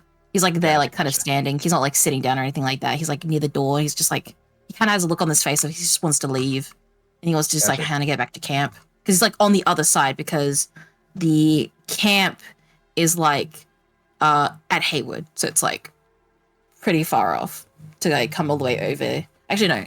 Oh, Combo's there. Yeah, he's pretty far off because where the camp is like on the other side of Haywood. So he's like pretty far away to like pick up an order. Gotcha. I'll like grab my drink and I'll just kind of like lean over, like, you know, like the wall or the table next to him and be like, "Hey, long time no see, brother." Long time no see, brother. And like he kind of like goes in for like sort of like a hug sort of thing. Like a kind of like a half hug. It's like, what are you doing over here? I imagine probably the same thing as you, trying to get a sandwich. Oh yeah, best place here. Ever since we kind of camped here, like people have been asking me for like lunch, like sandwich orders. Everyone in munitions. Insane. Wait, how many are you getting? And pulls out like a list. He has like this like kind of like tattered piece of like from like a notepad, and he just like counts them down. It's like 6. You're gonna be here. Wow, they are like packed today. Oh, I know they're packed. I have to. They always make me come here every time. Oh, you like the little man on the totem pole over there? You like the new guy on the block, or? Oh no, it's purely because like some of these guys like have like come up to me like, you just have the most amount of patience, and it's just like, no, I just tune everything out, man. So I just come here, that sort of thing. It's all good. You're gonna be coming back tonight? We're gonna do a big bonfire and everything. Yeah. Oh, hell see yeah. that. Yeah. Bring in anything? Want me to get drinks or something? Ooh, yeah. If you can get anything, any good stuff. I think we have some like moonshine left over, everything like that. Gotcha. I think we're pretty good. I'll get some mixers. I'll get like some juice or something. Oh hell yeah. That'd be great. Hell yeah. Like fist bump and walk away. Yeah, yeah. He does like, kind of like this like sort of that like side like sort of like fist pump sort of like between you and like that sort of very not dude broy but very like nomad-y sort of vibes and all that sort of things. And then finally, I think he's like, you see him like he looks like he's been there for a while, and then she's like, order number 65, and then he like goes over, he's like, oh, that's my order. See you later, man. Hell yeah. And you see he's like grabbing all like these sandwiches and stuff like that, and he tucks it in his backpack, and like you see him, he's like he has like heat on him and stuff like that. If anyone steals his fucking sandwiches, because knowing this place, people would steal their sandwiches to not wait in line, sort of vibes. I'm gonna slide towards the front door and just kind of eyeball him, make sure he gets to his car safe. Just kind of he does. He does. He kind of like, I think like the fact that on his like sort of denim vest having like the Audi those like sort of logo sort of like blazed on his back, they know to not fuck with him. Hell yeah. Because that means they fuck with Santiago. But yeah, so you guys are waiting there. I think at this point, well, when Jerry leaves, Gorgon comes in. Oh shit, those sandwiches look boss. Yep. Bad news though, somebody beat you to your bottled water idea. Fuck. I thought we were gonna make millions. Yeah, I guess you're like 20 years too late to that. Damn it. Damn, what else are they gonna come up with? Glasses that like transition between dark and light if you're outside or inside? Oh yeah, I got those, and like hold up the road. Son of a bitch! You notice that the room in this... You go ahead. Even before those, you know, you kind of had like auto darkening welding hoods, so it's not really new technology. I hate it down here. You notice that like the air of like the place around here has definitely changed since the corpo walked in. Like they're not as rowdy, but they're still like looking, and Doris doesn't give a shit because she's kind of useless, but people who are around the area have kind of set, like the music is still going on, but like the energy hasn't gotten so high. It's like now kind of toned down a little bit. But there are people looking at you. There are people who are eating their food and they're just staring daggers. I look at them and I'm just like unimpressed. Everyone's got to eat. These idiots want to get mad. Yeah. I'll say like after a time, because I think Doris kind of goes over to the cook and like says something over, and then instantly like your number of 100 and something or rather has bumped up really quickly. You can definitely assume that she wanted you guys to get out of there because this guy's in here and she doesn't want to like see anything kind of happen. Okay. So like our order like skips a bunch of people? Yeah, and everyone fantastic. Everyone says even mega daggers at all of you because like it's either, you know, two of the lesser evil of wanting to quickly get you out of there and then also getting everyone's food before you. So I had no idea what number we were on. We were on 65, right? It was like 65 and now it like jumped up to like 108. Yeah. I look over to Miles and I'm like, hey, is that our number? What? Our order number, is that our number? What, 65? No, that was Jerry. Yeah, no, the 108. He's- Oh. You look at the little like, paper grab the ticket. receipt. Yeah. Yeah, son of a bitch. That was fast. Fucking sweet. And I Yeah, walk right. up and I just happily grab the bags. Thank you, ma'am. You have a great day. She like spits to like down on the ground, and then she just like looks at you and just like tells you, like basically telling you like just go. Like on the way out the door, I'm just gonna like slide her an extra like 1080 or 1080s over the counter and be like, I am so sorry. He doesn't know. And yeah, like as like Gorgon like leaves the door, as you're like kind of like the last one there, she's like, that's just an easy way to make sure that nothing comes out to a fucking bar fight. I appreciate that. That would get very messy. As we're outside, I look at Ryder and I'm like, see, benefit of exec, you get your shit faster. Not always for the reason you want. Hey, it's the reason nonetheless. Anyways, what'd you get me? This doesn't look like a gyro. What did you expect from this place? A It's gyro. a deli, dude. Obviously. The fuck is this? It's corned beef on rye. Is it With good? the lot. It sure looks good. Give it a try, man. Yeah, I was gonna sounds say, I think Ryder, have you gone through to the deli before, or is this your first time going through Jesse James's deli? Heard about it. Been like,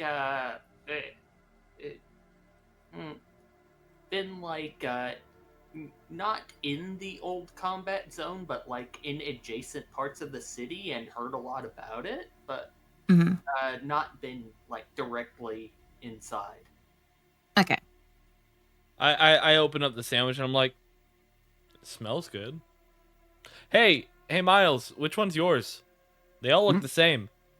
No, I'm like walking out. There's like 2 sandwiches, and I just got like an order of fries. I'm just eating as I walk down the sidewalk.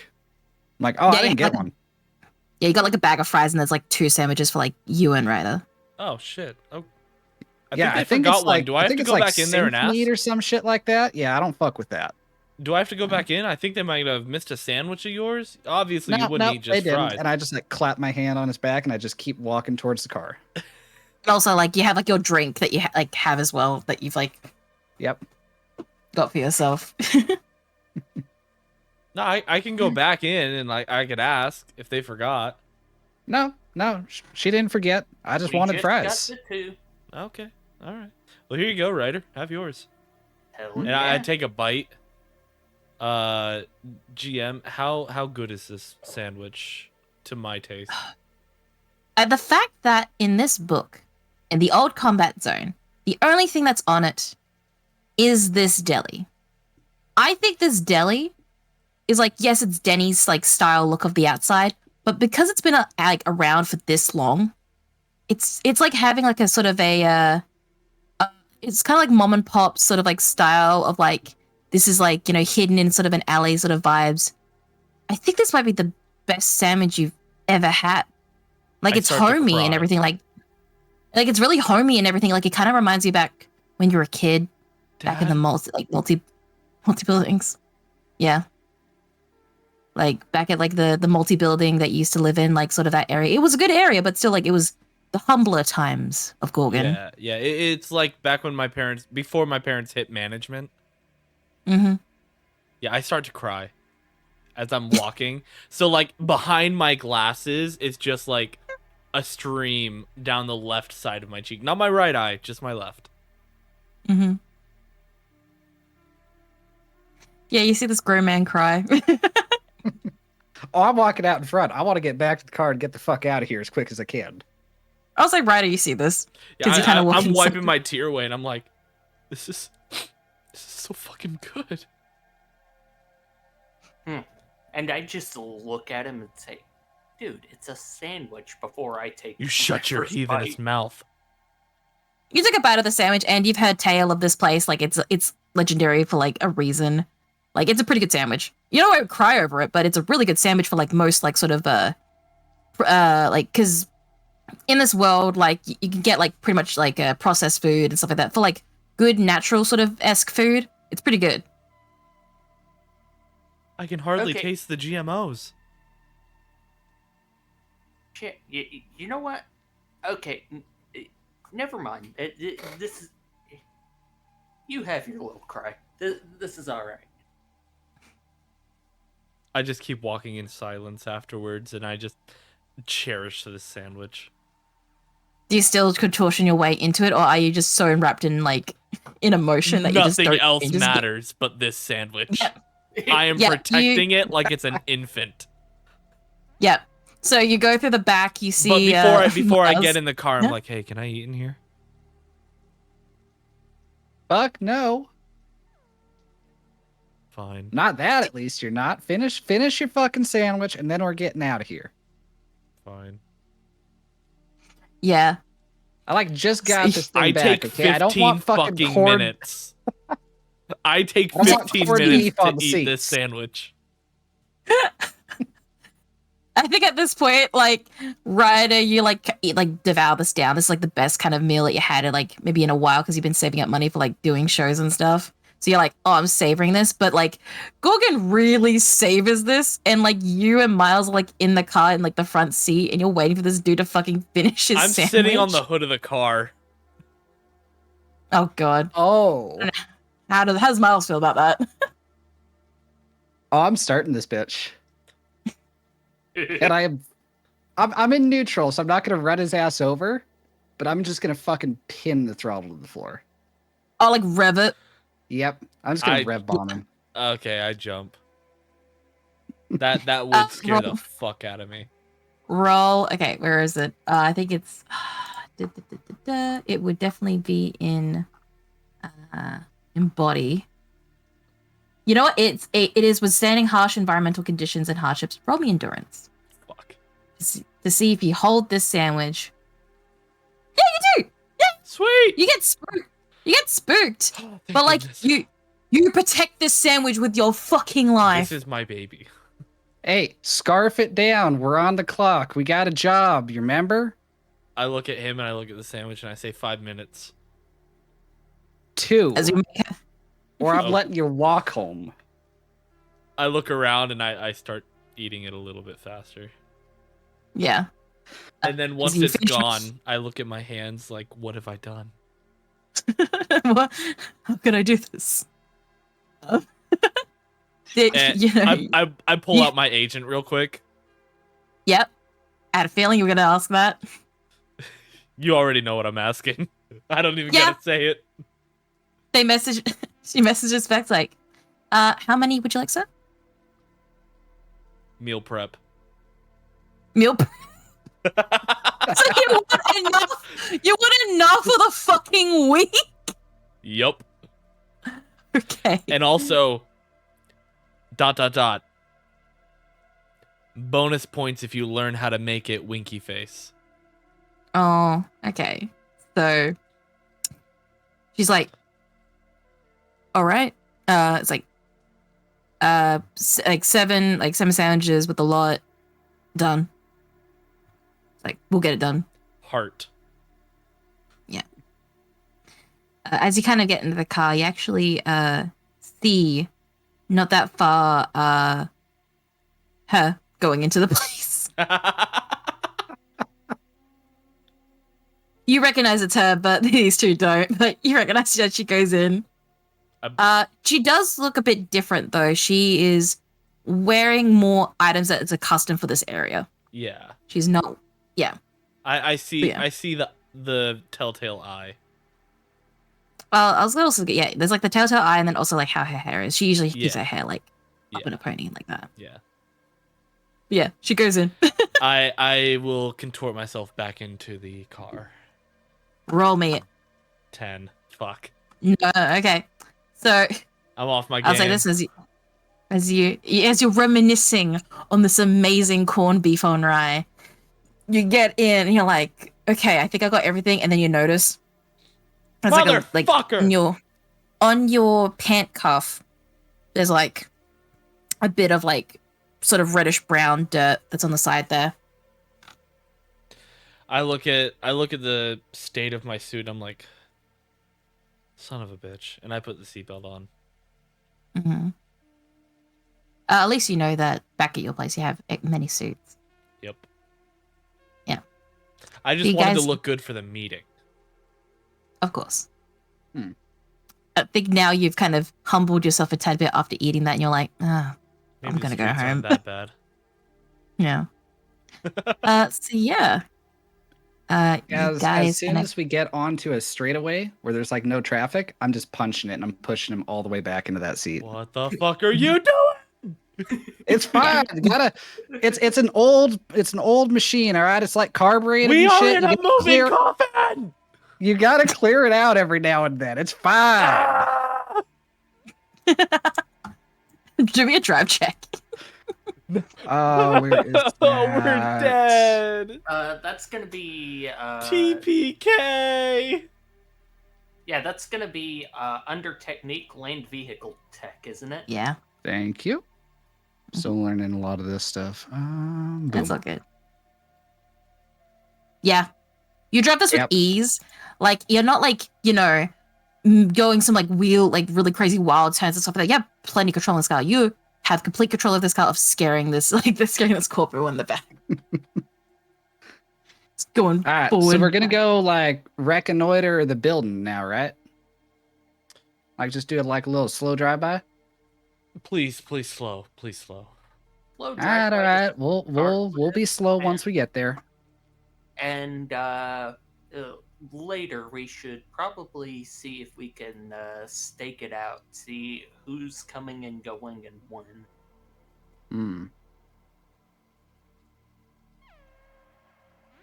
Yeah, it wouldn't hurt to get our own eyes on the place. Let's at least like do a drive by. Let's see what the neighborhood looks like, and Yeah. we'll figure it out from there. Okay. So you're doing so I think with Just like a No, slow Mikey. drive around the block, like are you guys just like doing like a normal drive around, or are you actually doing anything to stealth or anything like that while in this car? I mean, I'm obeying the traffic laws for once. Okay. Once we get close enough. Yeah, once we get close enough that it matters. I will say. Let me just have a look at something. Yeah, so you're obeying these traffic laws and everything like that. You come to, so you're going to the front of the building now while you're doing that drive-by? I just want to like drive like around all the main streets around it and just kind of like just get a 360 of it. Okay, so as you see from like driving around this area, a lot of like the main sort of like traffic and sort of like the populace for like Pacifica is like very minimum around here, as like this is like the furthest like away from like where the main hub of like where everything is there is like it's not there. You see there's like still people walking and stuff like that, people who have like happen to like be walking around this area or driving through just to kind of like go back and forth of like having work and stuff like that. It's pretty like low key. You might see like an odd like beat cop here and there, but it's very like minimal. It's like you don't see even like you see some gang activity and stuff like that. It's nothing like too insane. That's what you kind of get the vibe of. It's pretty low key. Gotcha. Hmm. Is it like fenced in? Do I see like any obvious security cameras or Actually- checkpoints or anything? I will beg to differ to say that I just forgot this is 10 o'clock at night. That it's actually way less. Like it's not a lot of people. It's like kind of like hard to kind of like see everything here and there because it is nighttime. Fair enough. To see if it's a fence, yes, you see that this building is fenced. Gotcha. Uh, All right. roll me perception, and I'll say that the DV is a bit higher because it's in the dark. Okay. Oh, wait. You notice while what? Sorry, Oh, you want to say something? Sorry, I lost track for a moment. I wasn't sure if we were all rolling or not. Oh yeah, Just you Miles guys, right now. Okay. like you guys are in the car, but Miles is like kind of keeping an eye out while like doing this like sort of drive around. So everyone could do perception. Okay. if they really want to as well. Okay. I'll go ahead and toss mine in. Okay. 15. Same as Miles. Yeah. I was gonna say that I think everyone, so you see it is fenced in, this building. You see on the side of like where like the fence is, it's like that it's like that wire fencing that you see on like most things. You don't see that there's any barbed wire on the top. It's just pretty high. You see that on the side what the shell company name is called. It's called Kiliad. And you notice that around at a corner, you can see like from as you're driving around, you see that there is a security like booth at the front.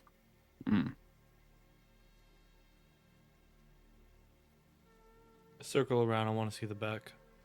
All right. Kind of Okay. slow roll it as much as I can.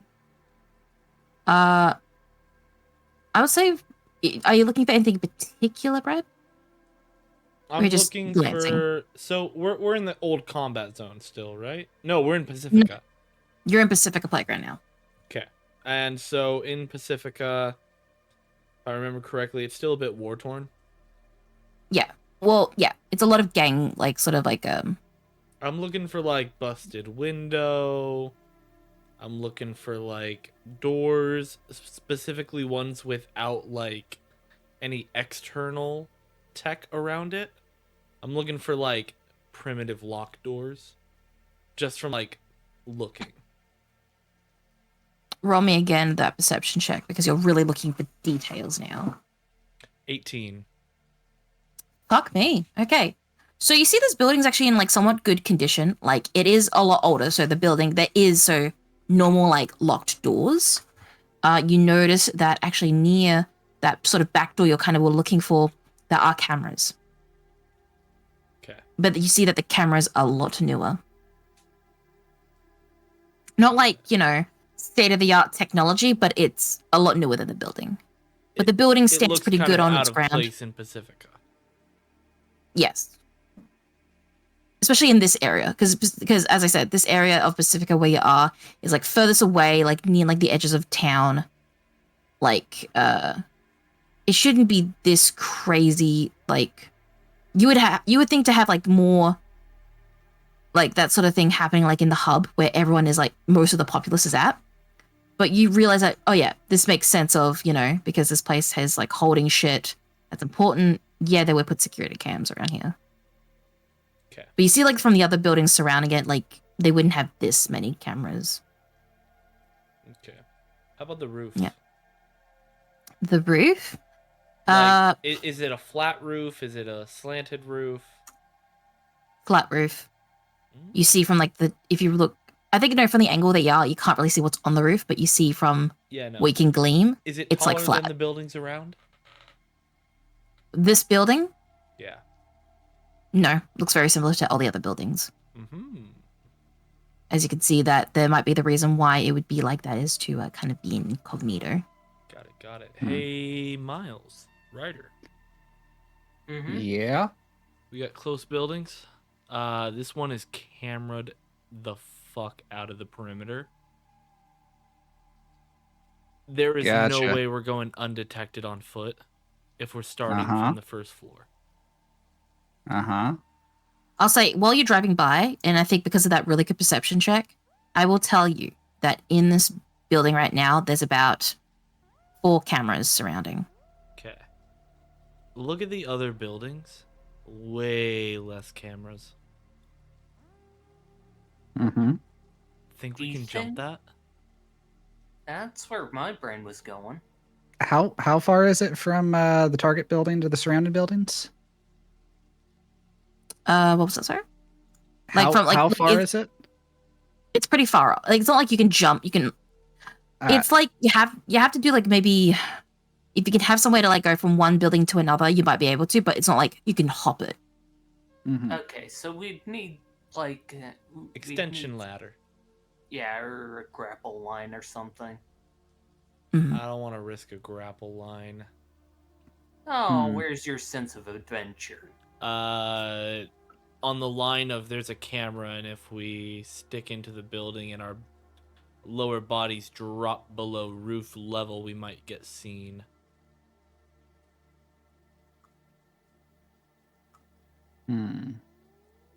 You know, way back when the height of human accomplishment was, you know, climbing a big rock, they would walk across ladders between the ice, you know, Mount Everest. The fuck is a Mount Everest? You sweet summer child. It's okay. I know that there is something in that brain, and we'll find it. Anyways, we're gonna be walking on ladders. Yes. So, obviously, it's not my forte. If Close. I was looking for someone with the potential tech persuasion to be able to scope this out a little bit more, like be able to connect in, do I see anything like any access points that are relatively easy to get to without breaching the perimeter? Or like immediately inside of it? You know someone that even like without being there that might know like of a location or might have to be like in the radius but not have to be too close to the building that they can easily scope out the whole architecture for you. It's just got to ask a favor. Yeah. Alright, so, so my thought process is, if this is that important, cameras can't be the only method of surveillance. There has to be exterior human element, surely. Yeah. Do I see anything in terms of guards? I can say it flat out that you see that the inside of the booth, the security booth at the front entrance, there's a light inside it. You can assume that there is someone inside there. And I think you would see, that'd be really obvious to see. You see like a flashlight, and you see like a couple of guys at the front, maybe like one or two. I think like what we do is that one guy is in the booth and the other guy's outside, and they kind of switch between. Alright. Nothing like too crazy, like, you know, oh, there's a big thing here. Like sort of like they're trying to be covert. Yeah. Try to make it look like Gotcha. that this is just a normal building. Gotcha. Mhm. Ryder, you good? Gorgon, you good? See what you want to see? Yeah, I think for think now. this time is perfect. We have the night. We have fewer guards. Yeah. I think we'll get a better detailed report. I'm going to call in a favor. I got a couple things I can do as well. Oh, this is going to be a hard nut to crack. For the night, I think Gorgon has seen enough and he'd like to be dropped off at his flat. Yes, your Conap. Yep. Mm-hmm. I'm going to like take a circuitous route. Like I want to basically like look like I was kind of like lost and trying to find my way back out of Pacifica. So I'll take like a roundabout route back to the main drive and then take him home.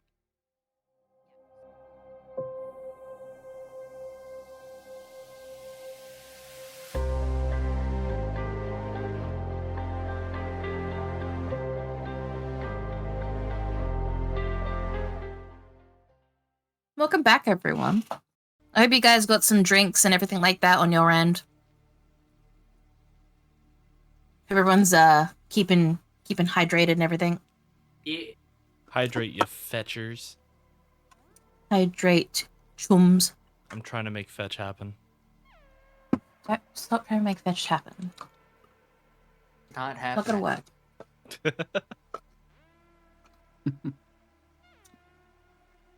Alrighty. Okay. Engram, where are So we? That's what we're going to call you now. You're not Game Master. You're Engram. I'm just Relic. I'm just the Relic. Okay, I'm changing your name right now. No, just leave it to Game Master because people won't understand that reference if they don't play the game. Be a lot cooler if they did. Bro, Only imagine not days. playing Cyberpunk. And watching a Cyberpunk Red gameplay. Relic-san! Jeez. Relic-sama! Oh god. I cringed at Anyway. myself. So you guys are based. Oh, we'll say at this point that you guys have done that in like that one night. You guys have a bit of like technically downtime to kind of figure out what you want to do and what things you want to kind of grab before this heist happens. I know what I'm doing and s- grabbing. Yeah, I know you do. Yeah. Do you want to share to the fucking class? You want to go first, or you want to wait until later? I'll wait until later. Term? No, Okay. not term. Unless. And also, yeah, you guys have 300 eddies to spend for getting any information or anything you need to get that Faraday has assigned to you all. So what people want to do?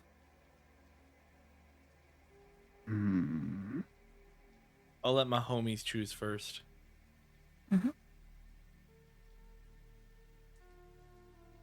I know that like on the way back to the camp that I'm staying, I'm definitely stopping off and I'm getting like some like tomato juice and some some fruit punch and stuff like that for mixers. Yep, you can And definitely do I'm that. I'm then gonna hang out and I'm gonna like sit down at the fire and eat something off the grill and dear God, what the fuck have I gotten myself into? I'm gonna roll a number. Why Let's are you see if rolling? this- Why let's are see you if this rolling? happens. Okay. So yeah, you see some usual faces here and there. People that you've seen like through different parts of the camp. You don't see anyone in particular that kind of stands out to you that you maybe want to like chat with, stuff like that. But you see Jerry. Jerry's there chilling, everything like that. Everyone else from like different parts of the camp are there. To explain, so the outer Caldos camp is kind of like a hodgepodge of like kind of like cars mixed with tarps, mixed with like bigger trucks to kind of be like this sort of like bar sort of stand type. Like it's very much a lot bigger than it is in 2077. It's like these guys have kind of like hunkered down here ever since what happened with the Fourth Corporate War to not move too much because of shit happening and all that sort of thing. So it's a lot bigger than people might not know in the game. But yeah, everyone's kind of coming through and all that sort of thing. And everyone's just kind of having a good time by the bonfire. Everyone's like, you see that in the sort of this big sort of like trailer truck that's kind of been converted into this sort of like food sort of like kitchen stall sort of type thing to feed everyone in this like camp. Everyone's got like multiple like these stock pots filled with like with gumbo and stuff like that, and everyone's got food. It's gumbo tonight. And everyone's like kind of like getting their sort of share. Everyone has their own bowls because people understand how this works. You have to clean your own bowls, clean your own cutlery and that sort of shit because no one's fucking doing that. Everyone's got their bowls out and stuff, and everyone's getting their fair share and sitting with family, sitting with friends, sitting with comrades, and just kind of enjoying the night. And the air is like not as chilly, but it's still like nice and like crisp for what it is being a night city, as much as it can be for Night City. But you're next to the fire, and it's a pretty nice sort of duo of like nice cool winds. You can't really see the stars, sadly, because of the lights of Night City, but you're with family, and also you're around like good people and like the kind of warmth of like the big bonfire. I'm kind of a little bit the odd one out because this isn't my normal group. It isn't, but they still treat you as family. Yeah, they're all good people. I like it here. It kind of reminds you of your family. Yeah. How the sort of camaraderie and everything, and this sort of like nomad culture.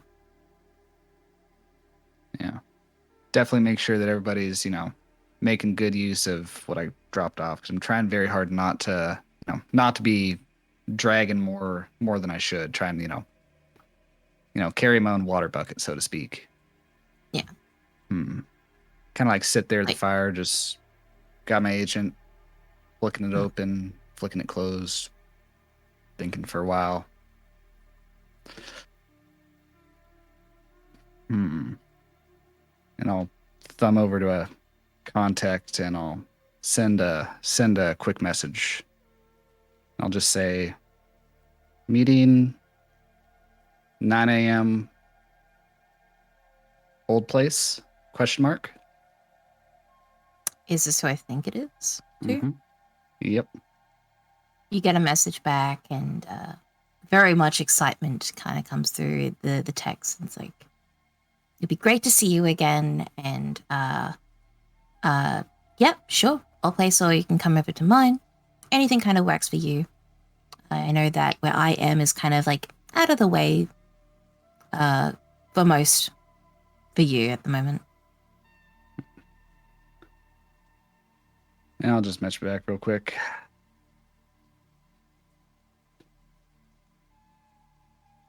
Your place is fine. Probably safer for what we have to discuss. And I'll send.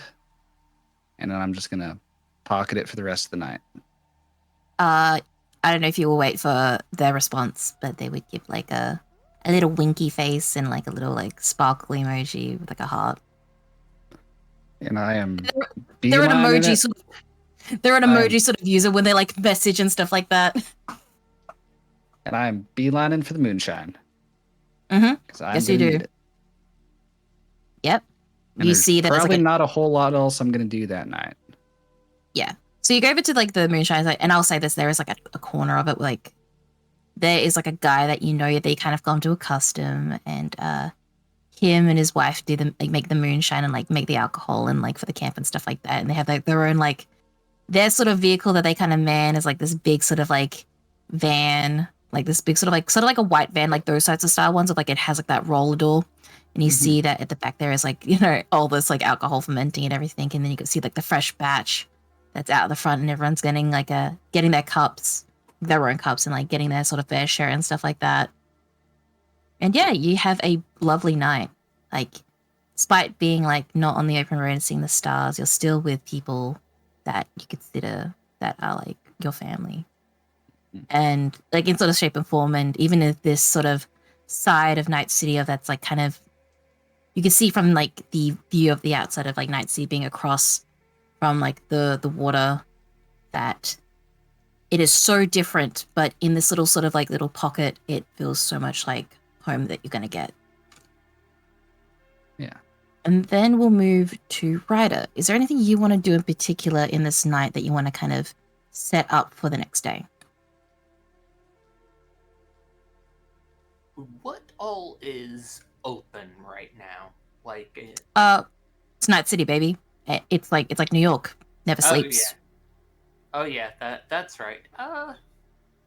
So what I want to do, just in preparation for the worst case scenario, let's see. We've been working together a couple weeks now, so like I know what everyone's packing in terms of firearms, right? Yeah. Yeah. All right. So I want to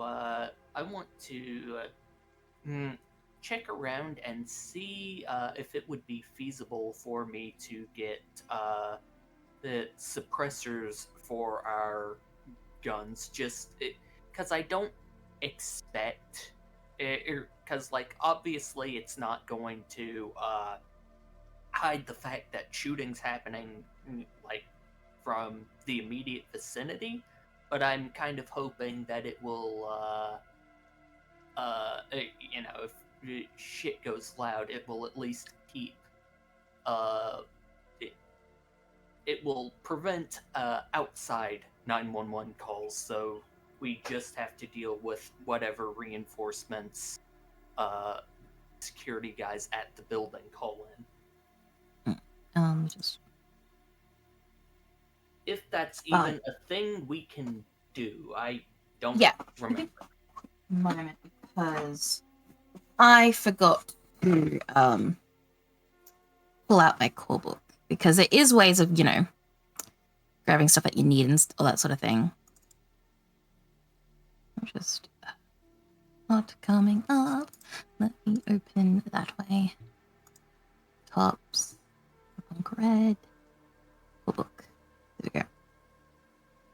You can take a gander in some places to look at just how much it costs, or do you want to buy right now? I want to see like how much it cost first.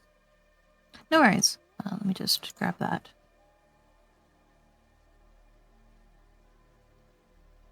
Here it is, weapon attachments. So, okay. So for, where is it? Living scope, shotgun unbarreled, drum magazine, extended magazine. I don't see here in the book for suppressors, which is weird. Let's see here. Term, do you know if there's any sort of suppressor sort of stuff in the core book, or is it in DLC? If there is, then it would have to be in DLC if it exists at all. It's not in the core book. There are a number of different things you can have put on there. Yes. And they are, varied in complexity and cost. But within the stock rules, there's no suppressor attachments. But to be fair, there is also not much of a mechanic as far as, damage or, other utilities where I think they would necessarily need to include it. So, Okay. So As for a silencer attachment, you're correct. Core RED rules do not include them as of now. The simple and clean route is to simply say your tech's silencer makes their weapon as silent as a bow. But if we want to be a little fun with it, you could give them a price and have it have role play. Like, it's not going to alert people. Okay. yeah, So, assuming it would function, fairly realistically, where like there's still an audible crack, but it's not like as pronounced over longer distances. yeah, it's like the little like zoo, like it's like that sort of thing that you hear from like in movies and stuff like that. Yeah, that wasn't what I was thinking. Have you not seen? I've seen like so many like. Have you not heard from like so many movies that like the little like suppressor has like a little like zoo noise? Yeah, I'm sorry, that was just really cute. Oh god. Yeah, and that's Hollywood, which wasn't really where my brain originally went. Yeah, that's like the best thing. Okay, I don't live in America. I don't know guns. I'm sorry. Like, it's all right. I was just like trying to explain like the thought process I had. Yeah. So you want this to be the idea is you want this completely silent somehow, or like find a thing that could be completely silent. No, my thought process was that it would still make an audible, like relatively loud crack. It just would be harder to pin down and would not travel as far in terms of sound. So it's like, basically, if I have to start shooting, it's going to alert whoever's on the premises, but it's not necessarily not outside forces. So even if it is hitting like people on like the inside of this building and they understand that, it's just outside forces you're worried about. Yeah, basically trying to make sure that people who aren't involved don't start calling the police. Roll me local knowledge. Right. Give me a minute to get back to that. Because I'm just gonna say this in general of Night City. Okay. Because like I'll say like you get more specific stuff if it's like in Watson, but like Watson's also like a part of Night City, so I'm just treating it like that per se. 14. So from driving through Pacifica today and kind of like the vibes of like near like the main populace of like driving back tonight, that you can think to yourself, are these fireworks or is that gunshot? But you look at everyone around, no one's giving a shit. This shit happens in Night City. Like, and this far reaches like away from like most stuff that could happen. You did see like a beat cop or two, like very minimal, but like it'll have to depend on the right place at the right time if the cops are going to consider it as rogue gunshot from an area or just fireworks. And sometimes with like those guys, like I don't think they're going to instantly like they might like check the premises, but they won't like call in like a whole fucking squad. So like there is like an odd chance. It's just the luck of the dice of like what's gonna happen in this area and that sort of thing. Like there's always like a possibility in like the real life of like, oh, was that like, you know, fireworks or a gunshot? And then like, do people even go for that or do the people just leave it alone? Sort of like, it's yeah. So that's the best thing I can kind of give to you as an answer. And like, as I said, like one way to kind of like keep that under wraps is, you know, getting silencers for your guns or try to use more melee weapons and stuff like that. Like that's the best thing you can think of. Does that help with the question? I wasn't sure. Like that's the best thing I could kind of give as an answer. Yeah, so I just found out from like someone on Reddit that all weapons have inbuilt silencers. And inflicts damage, the damage ear critical when you fire, but silencers do not work like in the movies. They just cut maybe like 20 decibels of loud noise. Okay. Okay, cool. Well, either way, It's a as I roleplay said, thing. Yeah. yeah, Alright. either way, like it's more preferred like to have like melee weapons and stuff like that to kind of cover your tracks as much as you can. Because if there's like multiple gunshots, then they would think that's not just multiple fireworks. I think that might be gunshots. But if it's like a one spare off one, they could just say that could just be fireworks or like a rogue gunshot. It's Yeah, my whole thought process wasn't for it being a dedicated stealth thing. It was just a if everything goes to hell, minimize the amount we have to deal with. So yeah, knowing that we just have that built in, outstanding. yeah. As I said, like Pacifica is like known for like booster gang activity and all that sort of stuff. Like there's the Voodoo Boys. There's like Faraday's people and stuff like that. Like it's nothing off that. It's just that it might be more, it might be like slightly suspicious because you're in like a not as populated area and there's gunshots, but like it's just all to the trick of the die of what outside of stuff could happen. And then that's why I said of if you want to avoid that, it's just like melee weapons and stuff like that. So with that in mind, I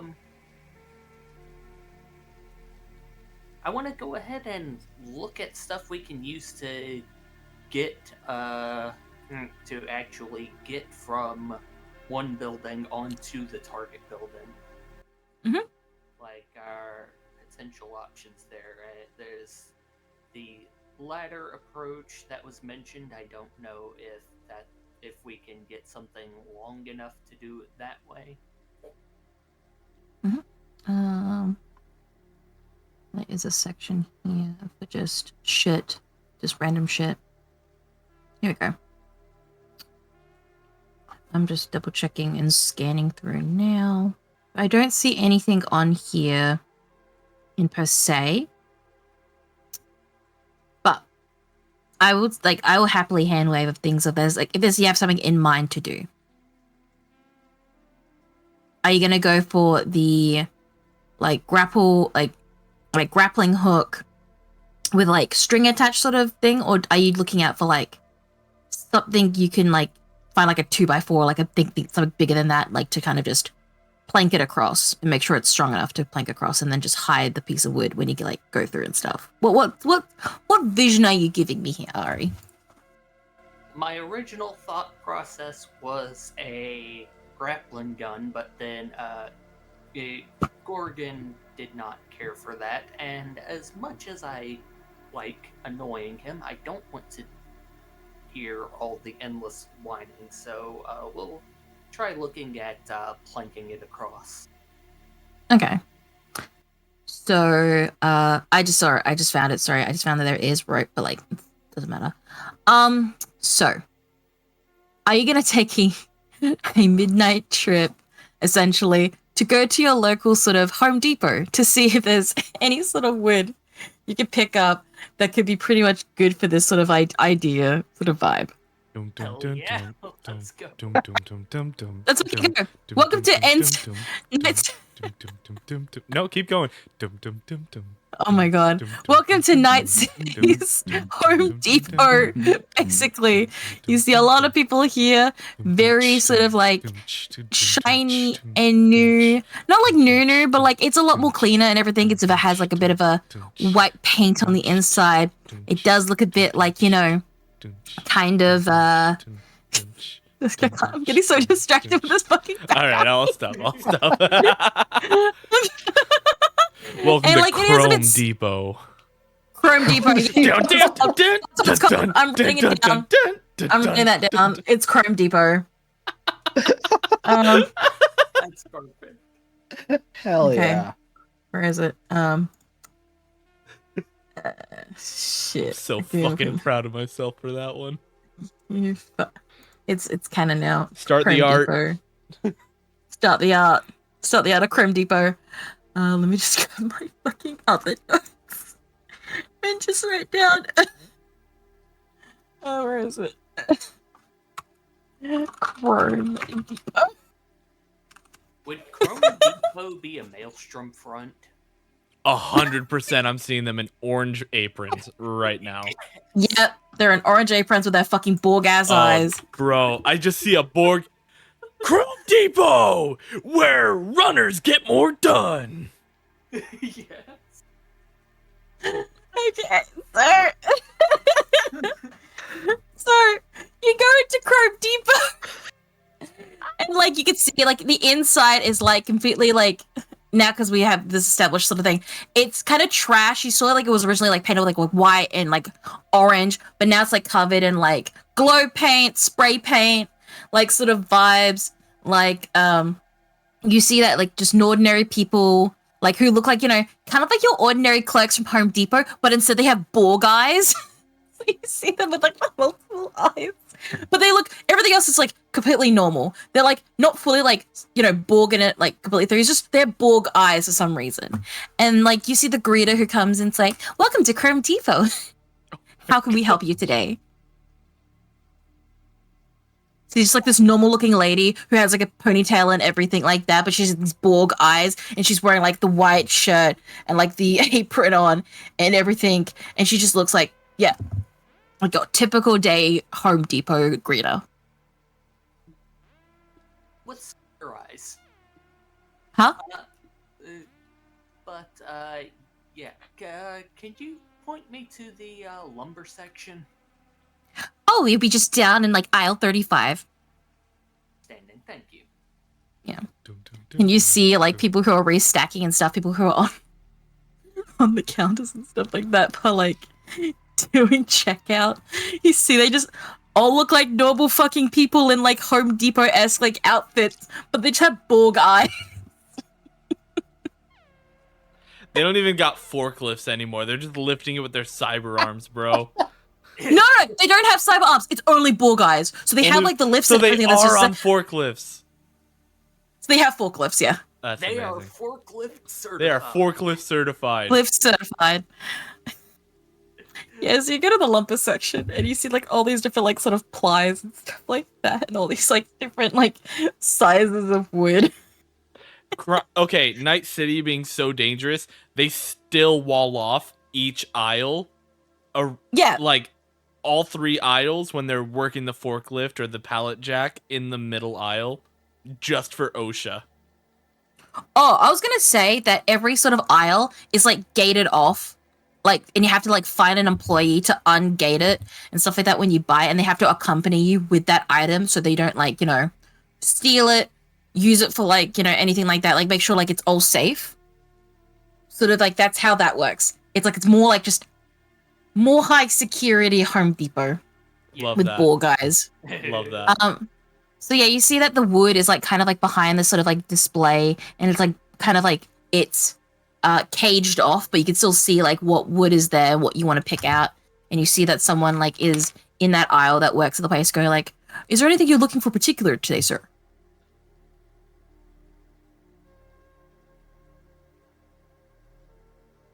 to Ryder. Trying to think of how to phrase this. Is this for work or for personal? Yeah, I think he's like work or personal.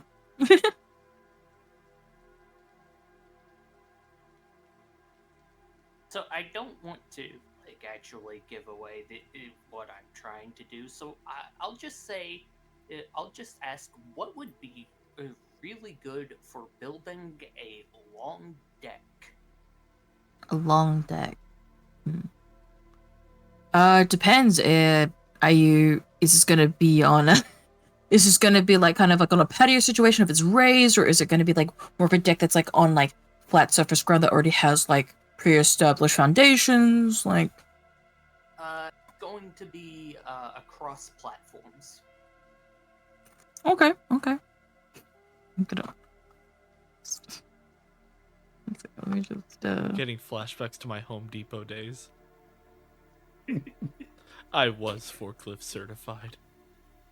Oh, I was you in what? the lumber department. Forklifts are You fun. what?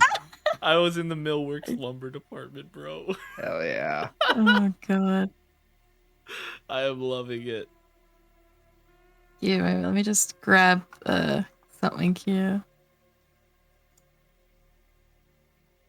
The only thing going through my brain is, are they gonna try to sell him a credit card? Oh my god. So he kind of, I'm just gonna do it like this because I don't have the stats or anything like that. Okay. Yeah, he's just like, yeah, completely. You sure you want something that just kind of like people can easily walk on and not need to worry about like them falling or anything like that. So like I would recommend like he like pulls out like this really like, it's long. It's like enough for like you can easily like walk across it, but it's pretty thick, but it's still like it's pliable, like so like it might like move around when you move on it, but it's still like it holds, like it's pretty thick that can hold your weight and everything like that. Yeah, that looks good. Can I get, let's see. I want to make sure it'll be fine, so why don't I just get 3 to start, and then if that works out, I'll come back and get more to build the rest. Great, sir. Would you like me to get you like a trolley for that to make sure to just put like no, not trolley because that's really Australian. Would you like me to get you a cart for that and just like put in like to make sure like the A flatbed? to put all the wood on there? Huh? A flatbed? Yeah. No, because like I'm picturing like those Yeah, no, they're I'm picturing- flatbed carts. Yeah, they're flatbed. carts. Yeah. I just You're thinking about in the my- slotted one. Yeah, no, I'm thinking of the flatbed ones. Like I am thinking of that, but in my brain because I didn't know what it was called, I was gonna say the IKEA ones because the IKEA ones have those. If you want to like Heathen. grab anything from that, fuck off. If you want to grab like anything like from like the big like sort of warehouse section of it while you like go out from like the showrooms. So that's why I imagined. But yes, the flatbed carts, soz. Doom, doom, doom, doom. So he goes and grabs you a cart and you put all your wood and everything on there. He like offers to like cart it along for you to make sure that no one like steals your shit. And that sort of thing so you can get to checkout okay. And then he like leaves you off with the cart. And then this nice like lady sounds like an older lady, like kind of like like 40s. She has these bug eyes. And then she's just like, so what you're building there, hun? Oh, yeah, testing out stuff for building a deck. Oh, that's amazing. Are you thinking about putting in like a nice wood finish on it? Or are you going to get it varnished? I hadn't really thought that far ahead. Just trying to figure out everything I'll need first. Oh, that's so lovely. If you ever come back, if you want to get any more of those things, you just come back to Chrome Depot anytime you can. And she like does all the scanning and everything. Like she has like her scanner because it's like these big pieces of wood that you would normally like not put on like the what's it called? The I don't remember what the word is for it. Conveyor? Like the conveyor. So she like goes down, like scans everything, and then she just be like, "Well, that'd be 20 eddies today." Alright, yeah, that'll work perfectly. The economy is Yeah. great. Yep. No, I was gonna say because if you think about it, it's big pieces of wood. It's really thick, and like knowing this economy and like it's war times. Oh no, that would really bump up the economy on that. Yeah, I was wish I could thinking get that much 20 wood bucks for would be 20. pretty cheap Let's for fucking figuring that go. today. No, then I'm gonna change it because you guys helped me with Now that. hold because I was on, like, hold you know, on, so- hold on. We're in a No, world of okay. metal and industry. Is wood Yes. really gonna be that expensive? Yes. Do you think they have like fucking wood farms currently happening in this day and age when it's like purely about technological changes and advancements? In fact, I remember a big part of this setting is actually massive deforestation. And See, also people massive who have- deforestation. We don't have to worry about wood. They're deforesting. We have wood to spare. To be No, 'cause fair, you can be buy fair. like a whole ass computer for 50 eddies. Yes, because that's more accessible because there's mass production. There's like shit filtering those things out. I was gonna say because there's places in 2077 that people are using like basically recycled wood to make shelters and shit. So like this is new wood. But this So is it will be Chrome more- Depot. It is Chrome Depot. My final offer is Oh my Is- gosh. We're negotiating prices at the Chrome Depot. yes, you are. No, you're negotiating prices with me, the DM, right now. This is like higher echelon of like fucking planes of existence. I will settle for 35 eddies because I was thinking about 50, but then like after this sort of discussion, I think 35 would be okay, or 40. You know what? Roll me. There's a thing for this. There is. I'm picking it. I'm gonna say juggling numbers, create numbers. Nope, that's not it. It's haggling. Where is haggling? business. It's not business because I just looked in business. There is a thing for haggling. I think it might be in social. Trading? Yes, it is. Trade me. If you get good shit, you cut it down to 30. You cut it down to 35. If it's not, it's 40. All right, so we'll I roll believe that. in you. 12. I will say this is 40. I wanted to see a big brr number. Actually, no. You have like It's a you have a decent amount of good numbers with a fucking D10. Yeah, you're right. I was gonna say, Mr. I can like, do like up to my 20s with like certain skills. Excuse me. So here's the thing. Yes. Because of the underlying stat, that means the roll on the D10 was a 4. Yeah. Yes. Yeah. It could have Man, been a I was bigger trying number. to vouch for you. No, I appreciate the honesty. I appreciate the honesty. Honesty. You get an extra lock. This is your pool, especially Ari. Only yours. I appreciate that honesty. Get a free Alright. luck point. Damn, I Also, think- guys, you forget you guys have luck points. You can sway the rolls. I mean, yeah, but so Yeah. far Sway your our roll. rolls have been relatively low stakes. Good. But yeah, 40. You give me Alright. 40 A's, and that's what the actual price is. Oh, all those- alright. Three. Keep in mind, guys, this is 3 big long things of fucking wood. This is cheap. Yes, it is. It's not like I'm bargaining with you saying that, oh, it's 150 eddies. No. Alright, so, yeah, I will go ahead and take 40 off of here. Yeah. Yep. And you have these 3 big pieces of wood and no way to transport them. Do you take the metro? Shit, I hadn't thought that far ahead. Oh, Meanwhile, back at the You know- nomad camp, I'm like 2 or 3 moonshads deep. Yeah. You know what? I am I've just- unavailable. I just rolled a d20 to make sure to see if it's a 10.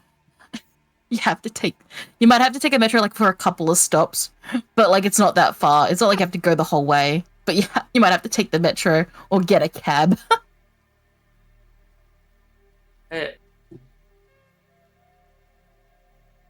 Yeah, I think I'll call a cab. Yeah. I'll say because you're not that far off. Just take like 20 eddies. Okay, cool.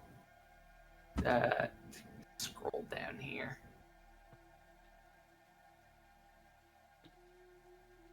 There.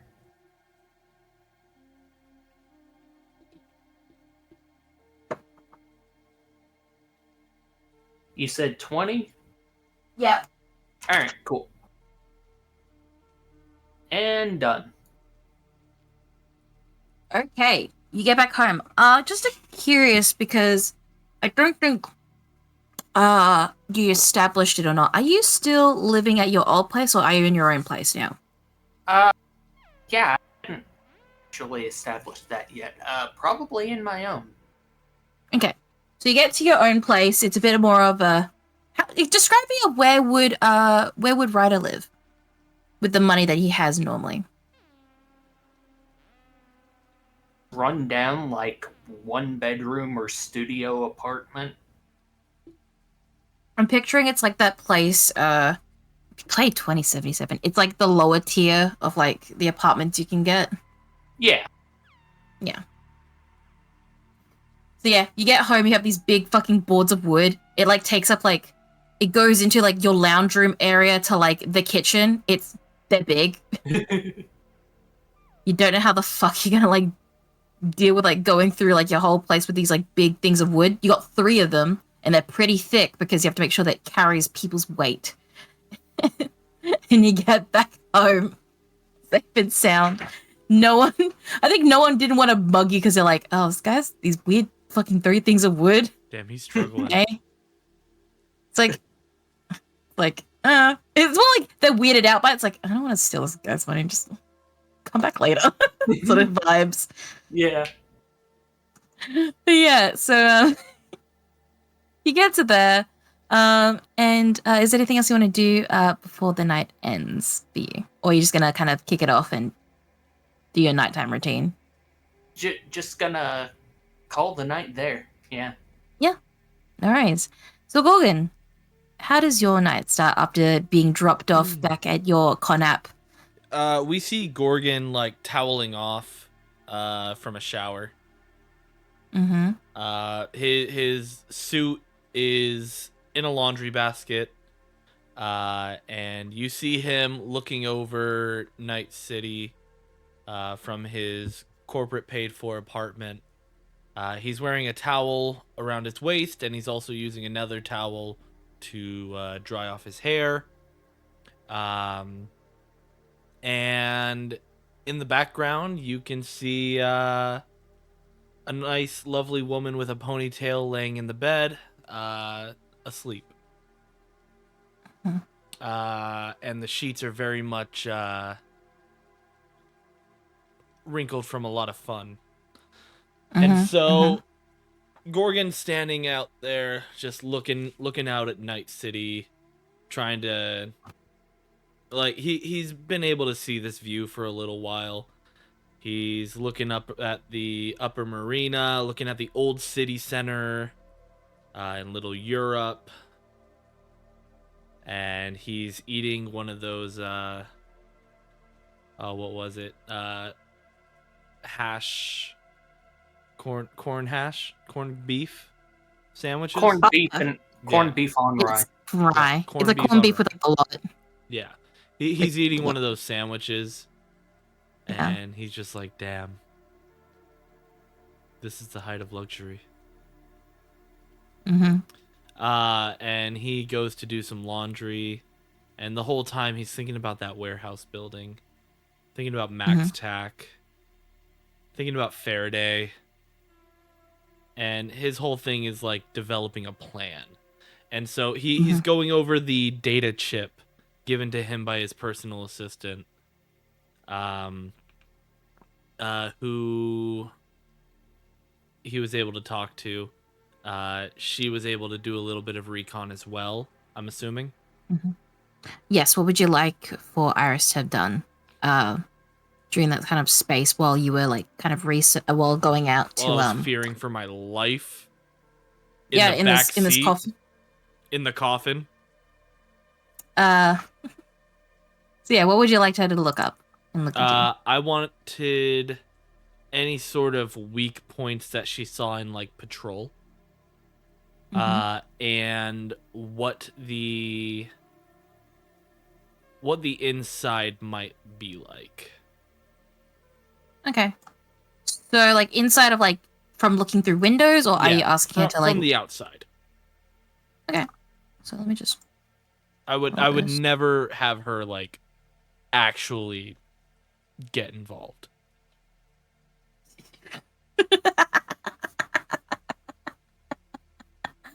Okay. Yeah, so you know what? Let me quickly double check something. Actually, you know what? I start my laundry and I sit down on the bed and I'm like, "Hey, can you wake up for a minute?" Yeah, so she like kind of stirs awake and her hair's down and she looks over to you and she's like, Let's talk about What's what up? you found. Now? Might as well. And then she like gets up. You see she is very much got something pretty nice to dress. And she kind of gets up and you guys go to like kind of your living area, sort of like kind of business meeting sort of area. And she sits like she sits across from you. Like she's like putting on business and everything and all that sort of stuff and that sort of thing, but you see the view. Oh yeah. The whole time Yeah. I'm still wearing my sunglasses. Like even when I shower, these things are on. Yeah. So she just goes like, so it's just about recon and stuff like that? So what I got from the outside and everything like that I can glean, it was pretty hard to kind of see everything like that because of how late at night it is. But from what I can glean, two guys, I think that I saw from the front, there was a security booth area, so they might have some more stuff on the inside there. I did peg for maybe 4 or 5 cameras. It was still kind of really hard to see. I rolled her perception twice. She got natural ones. Son of a bitch. But I don't know that, so I'm just like, No. Cool. No. All right. Do you want to look into anything else with my sort of thing? Because I can get up early in the morning and kind of have a look through and kind of keep low profile to see what's happening. Yeah, I'm thinking another loop around because you're right. It was dark. I should have had you prepare better. Here's what I need from you tomorrow. Like with my team, is the consensus that we're doing this tomorrow, or are we prepping tomorrow? I figured we were prepping for a while. It sounds like prepping. Okay. Yeah. Because I got prep work I'm going to do as well. Yeah. Here's what I need from you.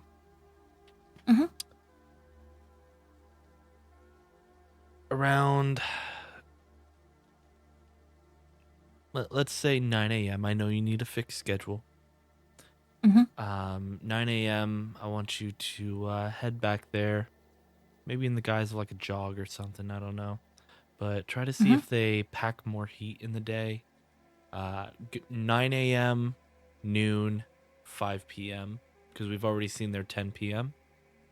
Those are going to be the times I want you to go and case the joint. Try to get a real number of cameras.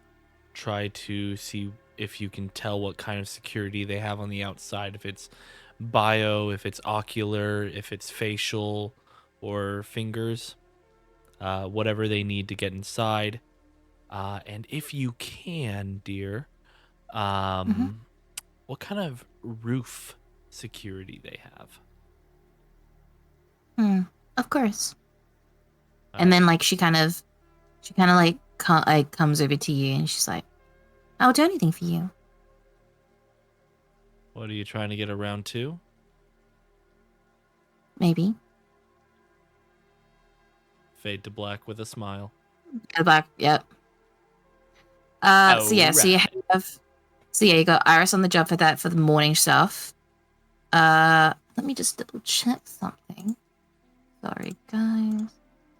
How long are we been up for, Brad? What do you mean? Stream-wise. 3 hours, 10 minutes. 3 hours, 10 minutes. Let's do one more scene, and then we'll stop the session from there. We'll say it's morning. And we actually see in the morning at around 9. Miles, you drive your car over to a very familiar spot. Around let's see, where would she be at? I would say she's around like old Japantown. Gotcha. I'd also grab like some breakfast burritos or something on the way. Yeah. Yeah, some snacks. And you basically come by and around, and you kind of park it at like the park it to like around the back to make sure that like no one like grabs your your ride and everything like that. You don't want to leave it up front for everyone to see. Yep. And you kind of go up to this like apartment complex. It's still like ritzy, but it's still like it's a mega building essentially. And you kind of go up and you knock on the door and you hear from like outside of this door that's been like closed over, you hear like loud, like sort of very techno sort of like, it's essentially like that era's version of Nightcore.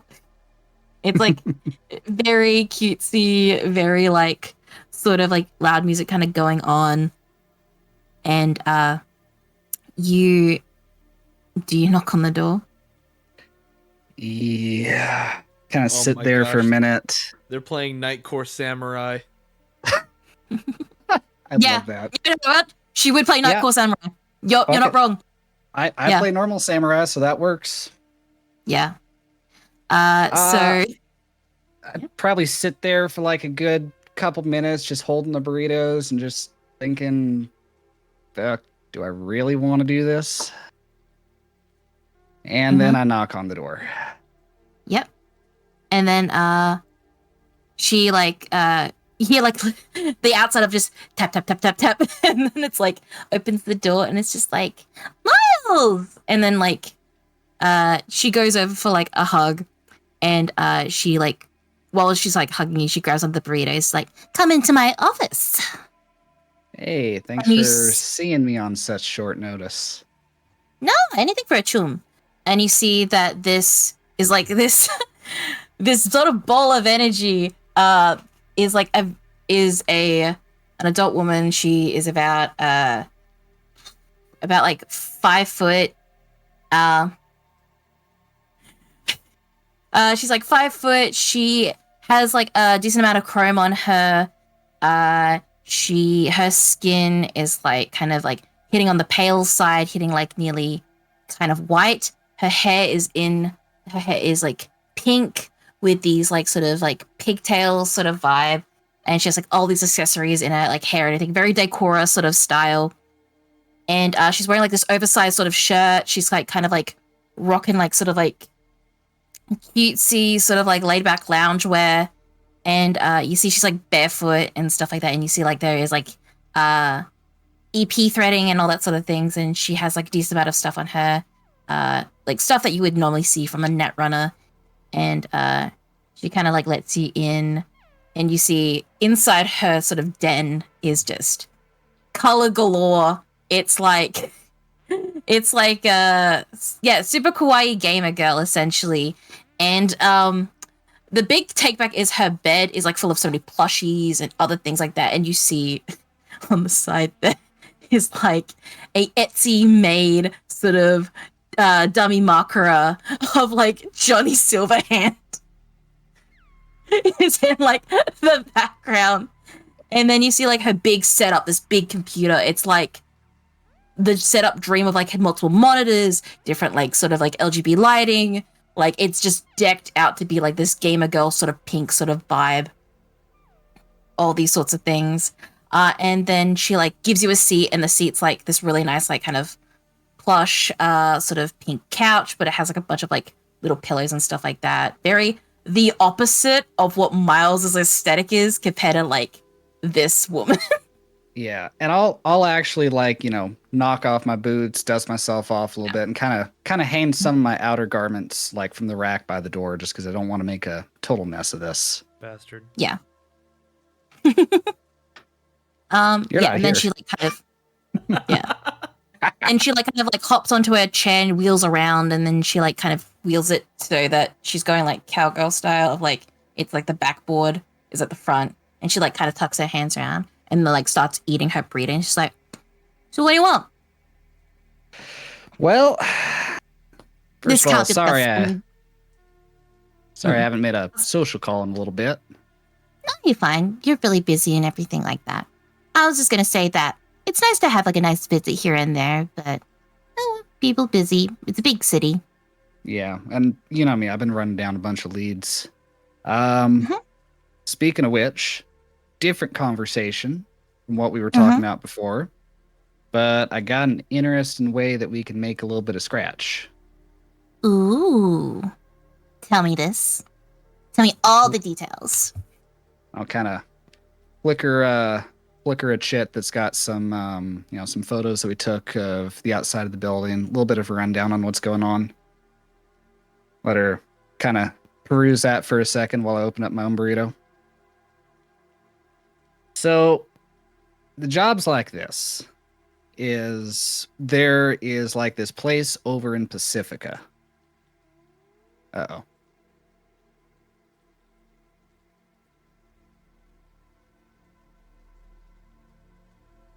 Looks like we have lost our GM here for a minute.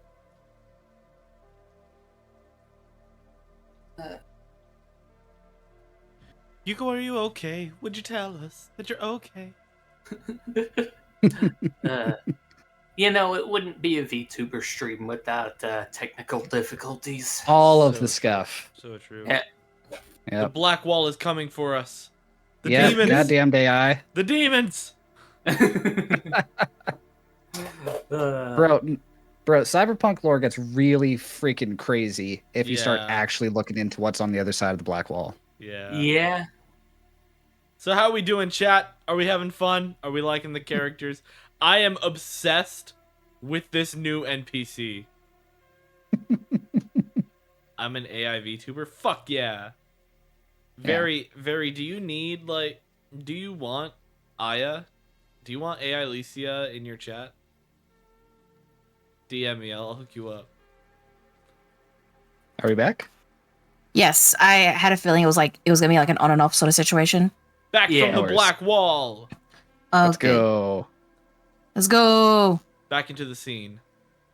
So yes, you were explaining it to your friend. Yeah. So I got a a data chip or data shard or whatever it is, and it's got kind of a rundown on what's going on. So and she, yeah. So basically, I'll make a long story short for you. Is I got a client that's wanting us to acquire, let's say, a bit of information from this address, specifically some type of data shard. Don't know what's on it. Don't really care what's on it. That's not really my business. What I do know is that he's willing to pay us a decent amount of eddies for it. What I ooh. don't have, and what I'm hoping you can help me with here, is a little bit of information on this, because I know you're good at that kind of thing. Well, that's my whole thing. So this location, sounds a bit. It's like totally secure and everything, like that sort of vibes you want, just like the whole net architecture of everything. Yeah, and if need be, I can get you out there and we can take a closer look whenever you want. If you wanted to do a little bit of poking around beforehand. But that's very much outside of my wheelhouse, so I'm going to leave that up to you. But basically, they handed us a big old black box, and we don't know anything about what's actually inside that box.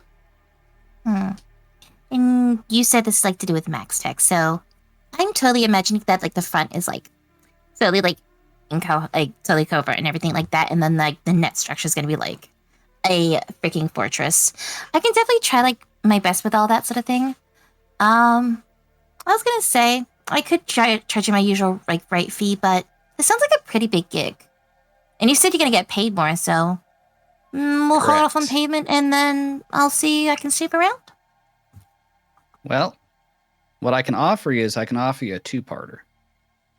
So, if you're willing, I can give you 200 up front to kind of poke around in the architecture, see what you can find, guards, camera positions, pretty much anything that, we might run across or might flatline us.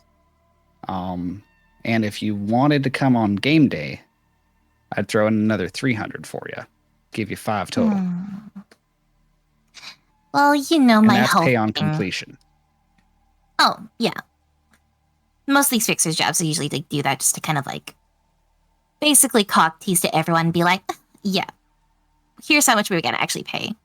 But as much as I kind of like tempting, I am not usually, frontline fighter sort of person. I like intel and everything like that. So I'll see how the structure and everything is and how tight the security is, but you gotta understand, Bibbs, that I just can't be in that sort of thing if I'm gonna get, like, flatlined instantly. Then what's the point of my job? Nah, I feel you on that. And I can tell you this, if you did want to take a crack at it, I do got some spare armor and I can watch your 6. But I don't want to be putting you in any compromising positions or anything. Yeah. I just don't want what happened last time, and I just... that was nearly the skin of my teeth. So, Yeah. I will double check all the architecture and everything like that. Totally can do that. And then you can, my creds and everything like that, and you can just easily just, words. You can easily just transfer and line that to me, and then I'll see what the architecture looks like. I just slide her 200 creds on an unmarked shard across the table. Like I said, And payment up front. she pulls it out, and then she like sticks it like behind her ear because she has like the neural like link stuff, and just pops it in. You see her eyes flash, and she like kind of scans through the data, like she looks like she's gazing like out towards something, but like you can't see it per se because you're not chromed up. And she like goes, "Ooh, yeah, that is gonna be fun and dicey to deal with. Give me today, and I'll see if I can get all the information I can by the end of tonight. But if it's gonna be a bit more trickier, latest I can give you is tomorrow morning." All right, sounds good. Do you want an Depending on escort where it if is. you're heading out that way? I think I can do it from here. From the looks of how everything the system is and like how this old building's like, it could be running on its own grid. And he said it's max tack. I think I might be able to kind of go through and jump between different intranets and be able to get all the information I need from here. So I don't have to be there in person and worry about the sort of like logistics of that. As much as I like to be working from the comforts of home. Already glazing over a little bit with all the techno stuff. No, it's all good. I can definitely do it all from here. I just gotta try to figure out, like, what sort of things are gonna be in there, because if it's a demon in there, then oh boy, that's gonna be a bit tricky on that. But I think I should be able to slide around some stuff. But as I said, latest I can give you, tomorrow morning. All right. Now you're gonna be careful, right? You got that what's it called? Deck crash, I think it is. Still got that? Oh yeah. Then she like shows you how to close that. Since like all the stuff I've been getting as like a fixer, I've been getting so much stuff and improving my things. Now I got like best cyber deck that comes by, and all like the things I need for programs and black ice moves. Basically, I am set to go. I just like to be more in the comfort of home and not worrying about stuff. I like to keep in my little web. I do not blame you in the slightest. And I do appreciate you taking this on for me. Oh, do anything for you. That's mighty sweet. I do appreciate that. Well, you have a good one right now. And I'll see you later, Johnny. All right. Take care. kind of give her a hug and Yeah. make my way back gives you- out the door. Like this small frame of hers, like she's not like squishing you, but she's like giving you like a really good, like big, happy hug. And then she like lets you out, and she goes to work. All right. Balls. Kind of go sit in the car, turn on the music a little bit, think for a minute. Well, now what the hell do I do with the rest of the day? I'm going to start And just pulling out my agent and just going through a different list of things that I should probably pick You up. get a and message. Make a shopping list. You get a message. Pick me up. You're his shirt now. And that, my Why? friends, is what we. Oh, okay. We can keep this going. Oh, do we want it? Do we want to keep it up? Okay. It's up. I was It's gonna up say to you. I was gonna say you can have that fun little interaction of just like the last thing he's gonna say, and then I'll call it. Go ahead. All right. Pick me up. Why and where and how?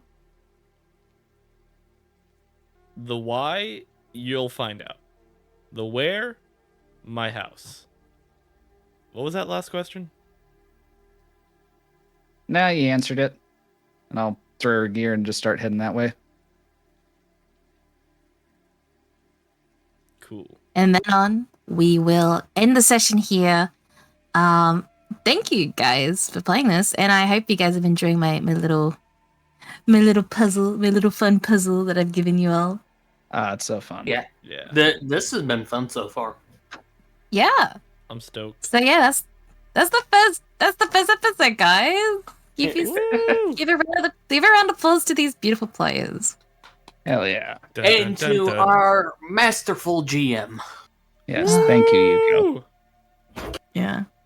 All right. Everyone's got secrets. Everyone's got secrets. Yeah. Oh But man, yeah. this has been was awesome. good. Thank you guys so much for being here, for watching us play our first episode of Cyberpunk RED. Again, thank you to TerminalVT, RSVT, and our wonderful GM, Yuko Chu. If you guys are enjoying this, please let us know in the Discord what you liked, what you look forward to.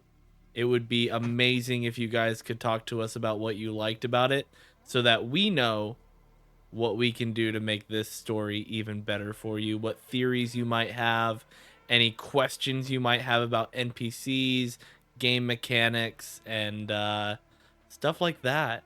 Yuko might be able to answer if you have questions about the characters that we are wanting to answer right now, or if they'll wait until the story.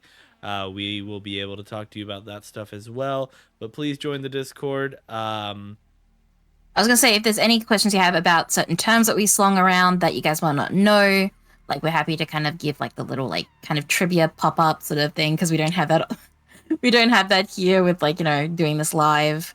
Happy to help with that. Like, oh, what's the fourth corporate war? Oh, what's the time of the red and stuff like that. Why We're is it happy to called kind the of. red? Huh. What is black ice? What do these net runners do? Yeah. Why does this guy Um, have this weird ass accent? I love the Genki Girl NPC. She is my favorite so far. Favorite Yes, she's NPC. So I don't know. Jerry has a little soft spot in my heart too. Jerry's great. But yeah, guys, I just wanted to also mention Overlay was ripped apart and done by me. All of the maps you're going to see in this game are designed by Yuko Chu, as well as the art. The accent is done by TerminalVT, and we are God damn it. and the amazing laughs we're having from Ryder is just freaking amazing. Guys, thank you so much for watching. Anything else we want to say, Chooms? See you later, Space Cowboy. wrong thing. Ah! Hop on into the Discord. We want to know what you guys liked about it, because the continuation of this story is all dependent on if you guys care about it. Yeah, so there's No a reason why pressure. I'm making no pressure, but there's a reason why I'm making this into a mini campaign is because we will do like an arc, but we want to see how well this would go, and if you guys are actually interested in more tabletop RPGs from us, like if you want more Cyberpunk, or you just want to see us play around more with more dice, roll some dice, and that sort of thing, and seeing me as a GM and say, maybe you guys don't like me as a GM and you want Brad, and then I'll be a player, and then I'll be free from this burden. It's being thrust upon me again. No. Got the 2 forever DMs. Yep, and then Terminal will have the inkling to one day say, you know what, I want to try DMing once, and then he'll regret it for the rest of his decade of DMing. No, he won't. He will be That great is as a DM. Terrifying idea. No, I think you'd be great as a DM. Brad, But yes, stop staring. your guys' enjoyment of this series, what you guys like about it, what you guys think about it. We want to see you guys discussing it. We want you guys to ask us questions, stuff like that. We want to see if we're doing a good enough job as entertainers to make you want to continue watching us do this. Because if you absolutely hate it, if you think it's trash, we will trash it. We want to do this, one, because it's really fun, and we're having a lot of fun doing this. I love these characters, these NPCs that Yuko has created. But really, we just want to make really fun and entertaining content for you guys. We're all content creators here. You guys are the reason we do what we do, and we thank you so much for being here. Any final thoughts? I was just gonna say I'm so happy that people are liking it so far. Like, I put so much time and effort into this. It's my baby. It's my little really baby. shows. Yeah, you've been working your butt off. This is Yuko's so- corned beef sandwich. It's my corned beef on rye. I was gonna say that if you guys enjoy it, like I was actually concerned because this is the first time I've ever done Cyberpunk as a DM, or even as like a player in general. This is a whole new like game system for me. So if thank you for like kind of being there, like just like one of the players and then everyone else of like being a bit more patient about me looking through stuff and what things that we need and all that. Luckily, I have like notes to double check on things that we might need instantly. But yeah, if you guys enjoy this, like we can, as I said, we're gonna try it out, see how it goes with the miniseries. If you guys like Cyberpunk, we might do another run of it.